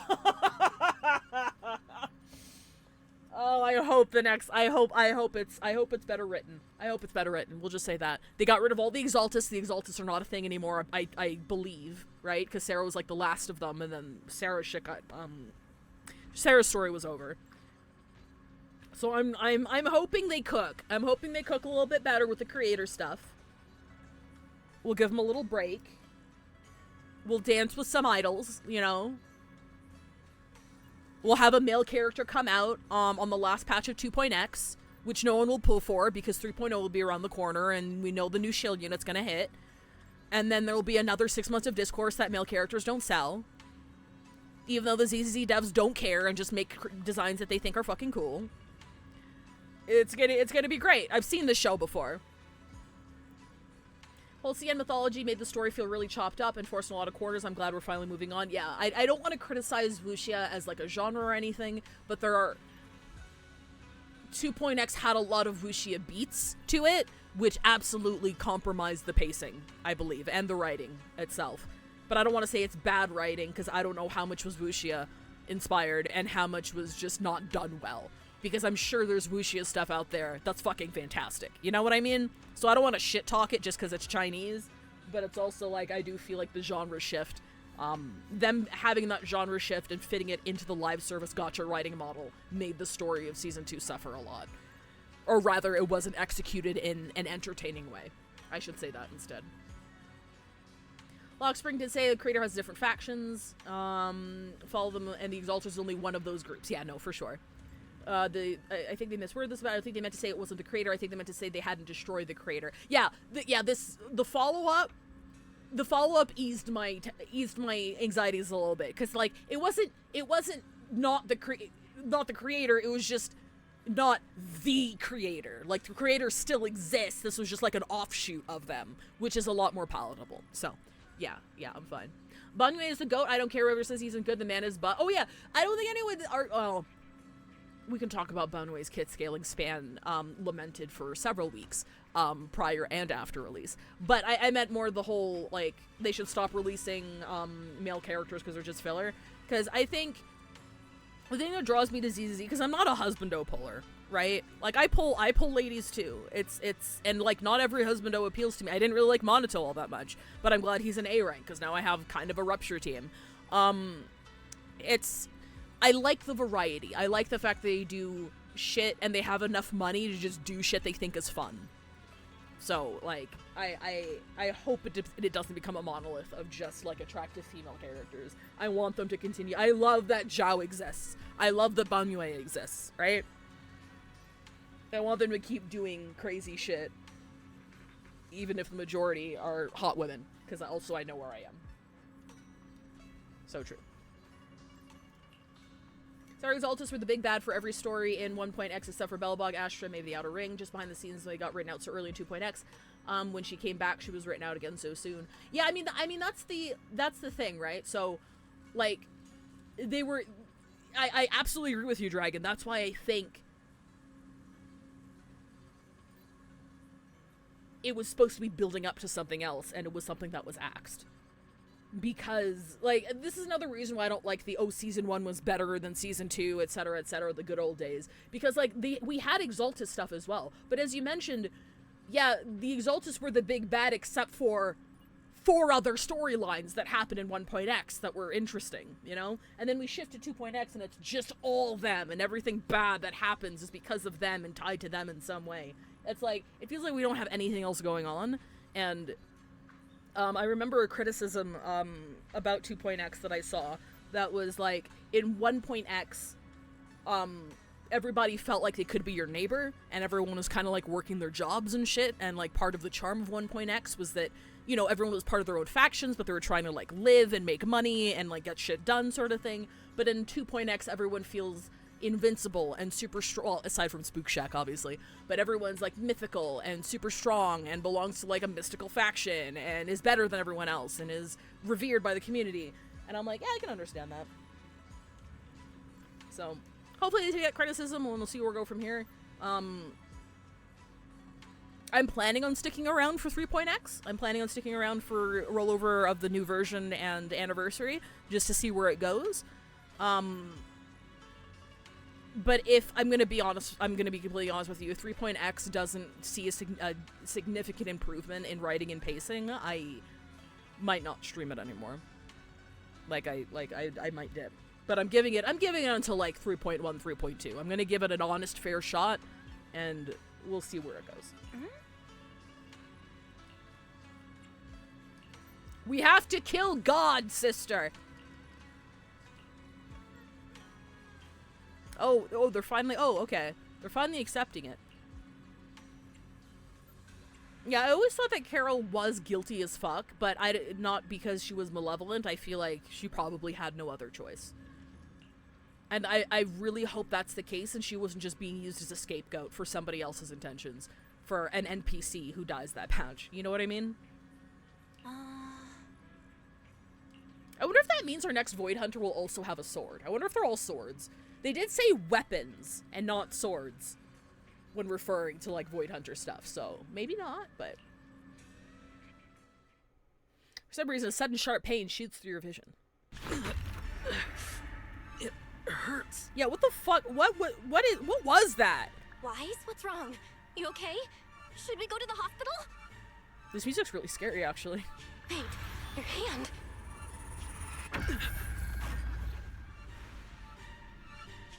What was that just now?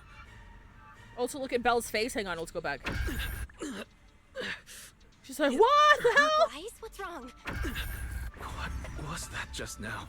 It's back to normal? Wise, ever since you saw the creator that day, you've been acting kinda off. We should probably get you checked out sometime. I'm not sure if they'll be able to find anything, but still. Don't worry. It's not as serious as it looks. Or maybe we should just ask the mayor later. He might know something. She's pogging!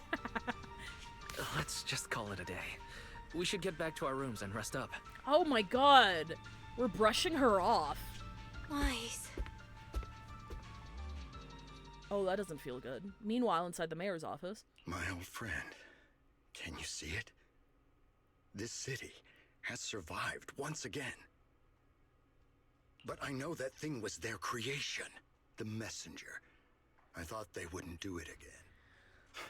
Oh, I knew it. Like a tumor that can never be removed. Cut one out and another grows. How ridiculous. It's obvious they're probing. Fumbling and frantic, yet driven. To find out the true extent of their own power.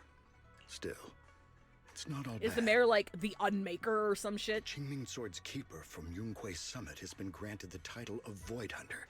Boy, who you talking to? This is good. Very good. My old friend, I know you wouldn't approve of what I'm doing, but this is the only path we have left. I knew we should never become cops, dude.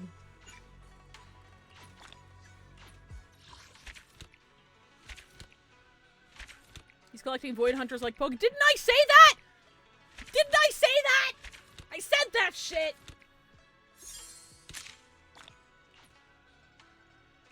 I mean, it would be really cool if us becoming cops in 2.0 was more of a, okay, yeah, we're working with the mayor and shit now, but also the mayor's not great. And now we have to go, once we find out the mayor's not great, we have to go back underground and not be public about the shit we're doing. Because imagine making an enemy of the mayor. You'd be fucked, dude. He knows where we live.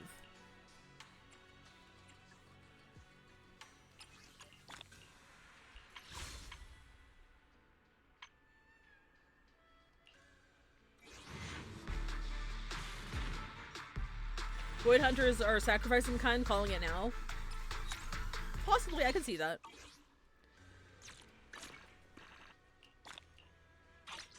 Okay, so we obviously do not have enough time to do the event, so I probably won't even start it. I'll just do it off I'll do it off screen.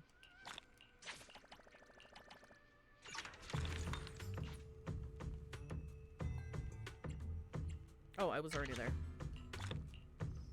Oh, there's a lot of polys here, actually.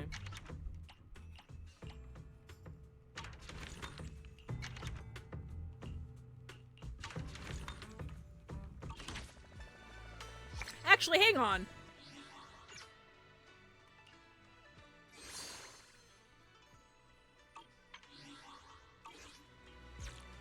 How the fuck do I get back to that screen? Was it here?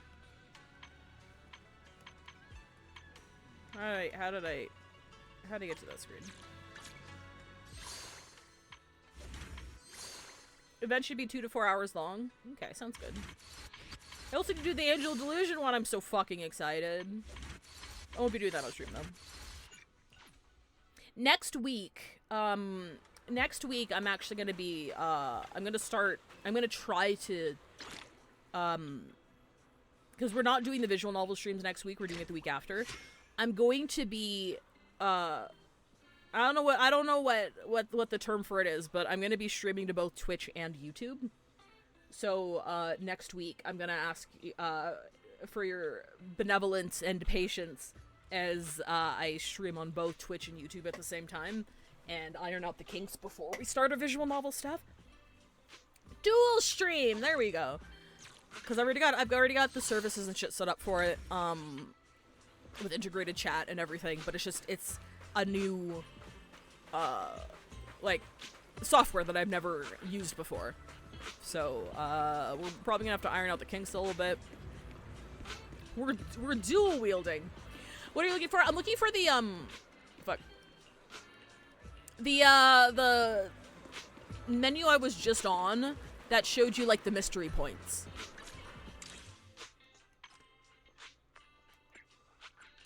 No, that's the store. I don't have any fucking money. I got nothing here.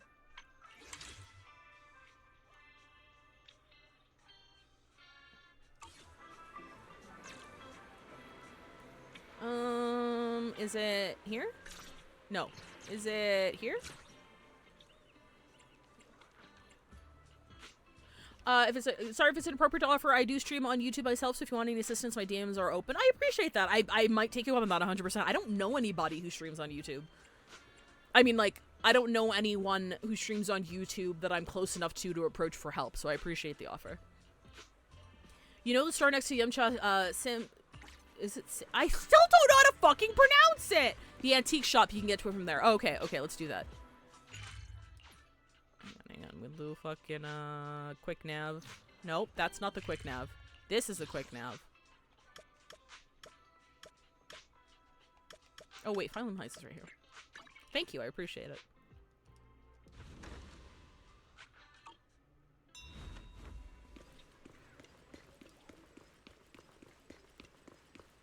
I need to look at the horse again.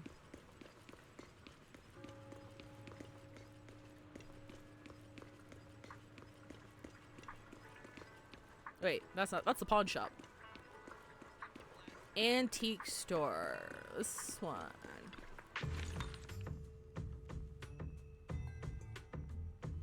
I do think she's a horse.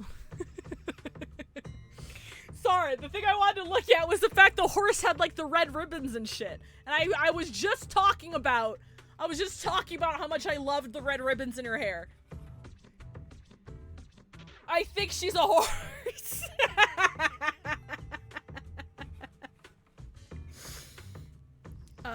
No, that's a joke. That's a joke. That's a joke. I know there's no canon support. The ribbons caught me off guard. Horse theory. I only stream on YouTube because that's where my audience is, and Twitch chat tends to be a pain in the ass for me to deal with. That's fair. I'm definitely going on YouTube for 100% for exposure. 100%. Just because I don't know if the visual novel community, like the visual novel streaming community, is here or on YouTube.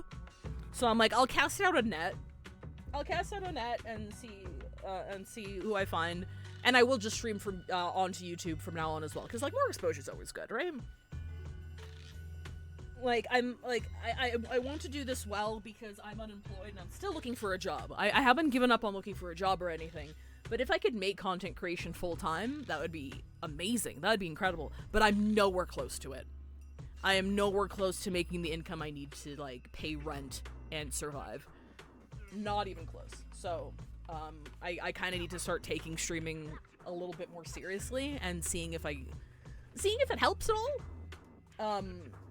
Because like if I didn't have to like get another job, that'd be great. But that's a very privileged life to lead, and it's a very privileged tier to reach in being able to do content creation full time. We got an extra 100 primos. I keep calling them primos. I just default to primos now. I've been calling the shit in Enfield primos. Zero idea. I haven't gotten around to making my Inosia vid yet. Yeah, good luck. The criteria for getting AdSense on YouTube is kind of high, and I still haven't gotten there yet. Oh yeah, no, for sure. Yeah, that's another thing. I have to look into like YouTube monetization and seeing how that works. Because like I'm affiliate here, and like the reason why I stream on this channel is to play games that I enjoy, and also as an ADHD body doubling technique, so that I can actually play the games that I enjoy. Elsewise, I will just ignore shit until the last minute, and that's why I've never like touched visual novels until now. Like I've wanted to play more visual novels for years, but it's just not something that I do on my own. If I have free time, I usually do things that aren't playing games, you know? So, streaming has gotten me to play the games that I've always wanted to fucking play. And I'm excited for the visual novel streams. I got a reactive set up for it. It's gonna be great. I think, it also means your income is at the whim of viewers each month. Yeah, it's extraordinarily unstable. So, a miracle basically would have to happen for me to be making enough income where I'm, like, squirreling money away, making sure I have my emergency fund, making sure I have shit set up, and that I'm confident enough that it's something that I can do sustainably for a while, because it's also not forever, right? Like, making a living off of content creation sounds all well and good, but, like, can you literally imagine yourself doing that until you're 60? Because unless you're, like, a multi-millionaire, unless you're, like, moist critical tier, you're probably not going to be making enough for you to retire on, right? Like, I mean, I shouldn't say that. With proper budgeting, if you reach a certain tier, you could probably make it. But that's still... Having more than 10 viewers on Twitch at any given time already puts you in, like, the top 1%, if not smaller. So, like, of that 1%, the amount of people who actually make a living out of it and not needing any supplemental income is even more minuscule. So it's something I would like to try, but I'm also a very practical person, and I'm like, if me managing growth and content creation starts sucking all the joy out of it, I would rather just have a job. I would rather have a job and look forward to doing this and making some money on the side than turning something that I like doing and sharing with you guys into work. And having to manage monetization and managing exposure and managing your reach and your algorithm and your clips and your, you know. So we'll see. We'll see how it goes. I'm happy. Oops, sorry. I'm happy just being here and being able to share games that I want to play with people who want to watch the games that I play. I'm also like a slight variety streamer, which is hell for a content creator to be. Like, if I was a ZZZ player, and I played nothing but ZZZ, I would probably have a larger audience, like a slightly larger audience at least. Swapping from games week to week is very, very bad for your discovery. And it's naturally bad for discovery, because anybody who's here for ZZZ, like, you're fragmenting your audience, right? There's gonna be, there's a good portion of you who I'm super fucking thankful for, who watch me play games no matter what game that I play, right? But the key to normal growth and discovery is, like, being consistent with just a couple of them. Meanwhile, I'm fucking out here playing a shit ton of games, and I'm not making guides. I don't think I'm good enough to guide anybody. And I'm not exceptionally good at them or anything. I just try to be entertaining. So it's also harder to build an audience that way as well. And this isn't me complaining, it's just, like, the realities of it. It's like, hey, maybe I can make a living off of content creation, but what would that entail? And I'm like, I don't know if it's worth it. That's why I've never, like, really pushed for viewership or partnership or hitting partner on this channel or anything. It's like, I'm just here to have fun. And if people want to hang out, they can hang out. And if I make some money, that's really nice. But I don't know, making it your whole income is just a very scary prospect, and that's why I do not envy Veg for his position. But I'm gonna help him as much as I fucking can, and I'll be there for as long as he wants me there. He was born to do this shit, you know? So I'm feeling mushy about my best friend because his birthday's tomorrow. You should fucking come to his birthday party. We have something really funny planned. Should I spoil it here? I shouldn't spoil it here. I'm not gonna spoil it here. I'm not gonna tell you what we're doing tomorrow. Okay, here's what I'll say. What we're doing tomorrow for his birthday involves, like, I think we have, like, 6 or 7 other people. I have to check the schedule. Fuck, I have to make the schedule. Shit. Okay, hang on. I have to make the schedule tonight. It's gonna be fun. Veg just wants to chill with people that he likes for his birthday. He had some really, really good ideas for his birthday, and he was pitching them to me a couple of days ago. And I was like, these are amazing ideas. Put them in your back pocket. Your birthday's in 2 days. We cannot set this up. It's a great fucking idea, though. We cannot do that in 2 days. So then we settled on something that's more low effort. Not as an insult, but just, you know, we had 2 days. He's been so fucking busy with everything, he hasn't thought about it. But we had 2 days to prepare, so we came up with something super, super fun that's low effort. and I think it's going to be a good time. I might be a bit of an asshole tomorrow, because we have a schedule to keep. So I ask that you do not hold that against me. But we have a very tight schedule tomorrow based on what he has planned, and because it's his birthday, I'm going to be the bad guy and make sure everyone keeps to it. So. Not even mods? No, yeah, absolutely, yeah. If it was something that required... Don't worry, if it was something that required mod work, I would have absolutely told you guys in admin chat. 100%. I would not spring that on you guys at all. That would be fucking shitty. So, you guys do not need to do any more work, so you guys don't need to know. It's all on me and making sure everybody's, on time, let's say. But... Fafnir, more focus is kind of a nightmare, too. Nightmare though, because Nightmare said my viewers are there for Vanitas, no cart stuff, and I'm just like, it's been on a 2-year hiatus, there's only so much I can do. That's another thing, yeah, if you hyper-focus your content on one game, you are locked into that game, and pivoting will make you lose a lot of your audience. So, like, gaining an audience via variety is a lot slower and a lot more difficult, but as can be seen even from the main channel, the people who like you for that will stick around for you more than the content itself, which is not necessarily a bad thing, right? Like, I follow fucking Kyosten V on YouTube. I love that guy. He's like one of 2 content creators on YouTube that I pay for every month because I think he deserves my money. And if he stopped doing Arknights content and started doing... What's a game I don't play? I don't know. Wuthering Waves. If he stopped doing Arknights content and started doing Wuthering Waves, I'd stop watching him, because that's not what I was there for.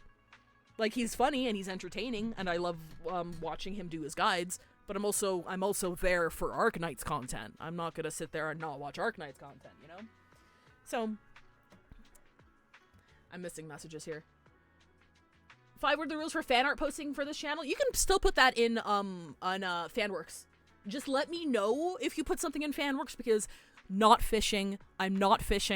I don't get a lot of Fanworks for this channel, so I don't check it after every ad break, because it's not what this, you know, it's just not how my channel's set up. So I don't expect to get anything in there. So if you do drop something in Fanworks, do let me know, and I can pull it up on stream. Granted, I enjoy getting in chat with you as a person every now and then is fun. Also, the ZZZ crash outs are funny. I'm sorry. More focused would be. I'm sorry. Like, that's another thing, too. When I play ZZZ, I know there are ZZZ fans in chat. And I promise I like the game. I promise I do. But also, I'm a writer, and a lot of the stuff they do bugs me. Alright. I'm still reeling over the fact I ended up getting a short with 1 million views that didn't make a dime off of because YouTube monetization is that ridiculous. That's fucked up. That sucks. Holy shit. I would pay for you to play Dispatch. I'll add to the list, actually. Because, like, that sounds interesting. I've heard things about the writing in that game. I've heard it's very, very fun. And I've heard things about the writing in that game. That could be fun. We'll see. I'm gonna ask my friend that multi-streams even to Billy and to YouTube, so alongside Twitch, if they have any recommendations, I'd appreciate that, Hajime. Managing multiple social media, offering a side project, a Patreon that artists have to do Twitch alone, ain't it? That's true as well. Also, I know we're over time. We're gonna be raiding into Bingo. Also, the plan for the visual novel that I'm writing is to have that on Patreon, but the way that I'm planning on having it funded, I don't think it's gonna be enough money for me to use anyway. Because, like, I'm not planning on using Patreon money to write it. I'm planning on using Patreon money to hire everybody back in for the next installment, right? So, like, the Patreon money isn't for me. It's to hire the artists and voice actors and shit back for Chapter 2. So, like, even if I have that on my mind, I'm like, that's not for me, though. That's to, like, get the project going. Like, God, I need a job. I need a job. I need a job so bad. I need a job so I don't have to worry about monetizing the shit I do for fun. Anyway. Personality's real nice. I don't feel like I've seen any other streamers put anywhere near as much thought into the games they play. Oh, I appreciate that. Thank you. Like, I do love and respect the lore content creators for sure as well, but, like, I fall in this weird, like, gray area where, like, I'm not, like, a guide maker, but I'm also not a lore enthusiast. Like, do not ask me about, like, lore specifics, because I'm not the lore person at all. I'm just kind of casual about the writing. But I take my writing very seriously. Let me see. I'm not a fan of gotchas anymore, but your personality made me follow this channel. Oh, thank you, Beta Vash. I appreciate it. That means a lot to me as well, because of the whole, hey, I play gotcha games so you don't have to, and I do mean that. I'm not here to sell you pulls. I'm here to crash out when they do things that I don't like. All right. I've yapped enough. I filled up for time. We're gonna be raiding into bingo now. What do we got?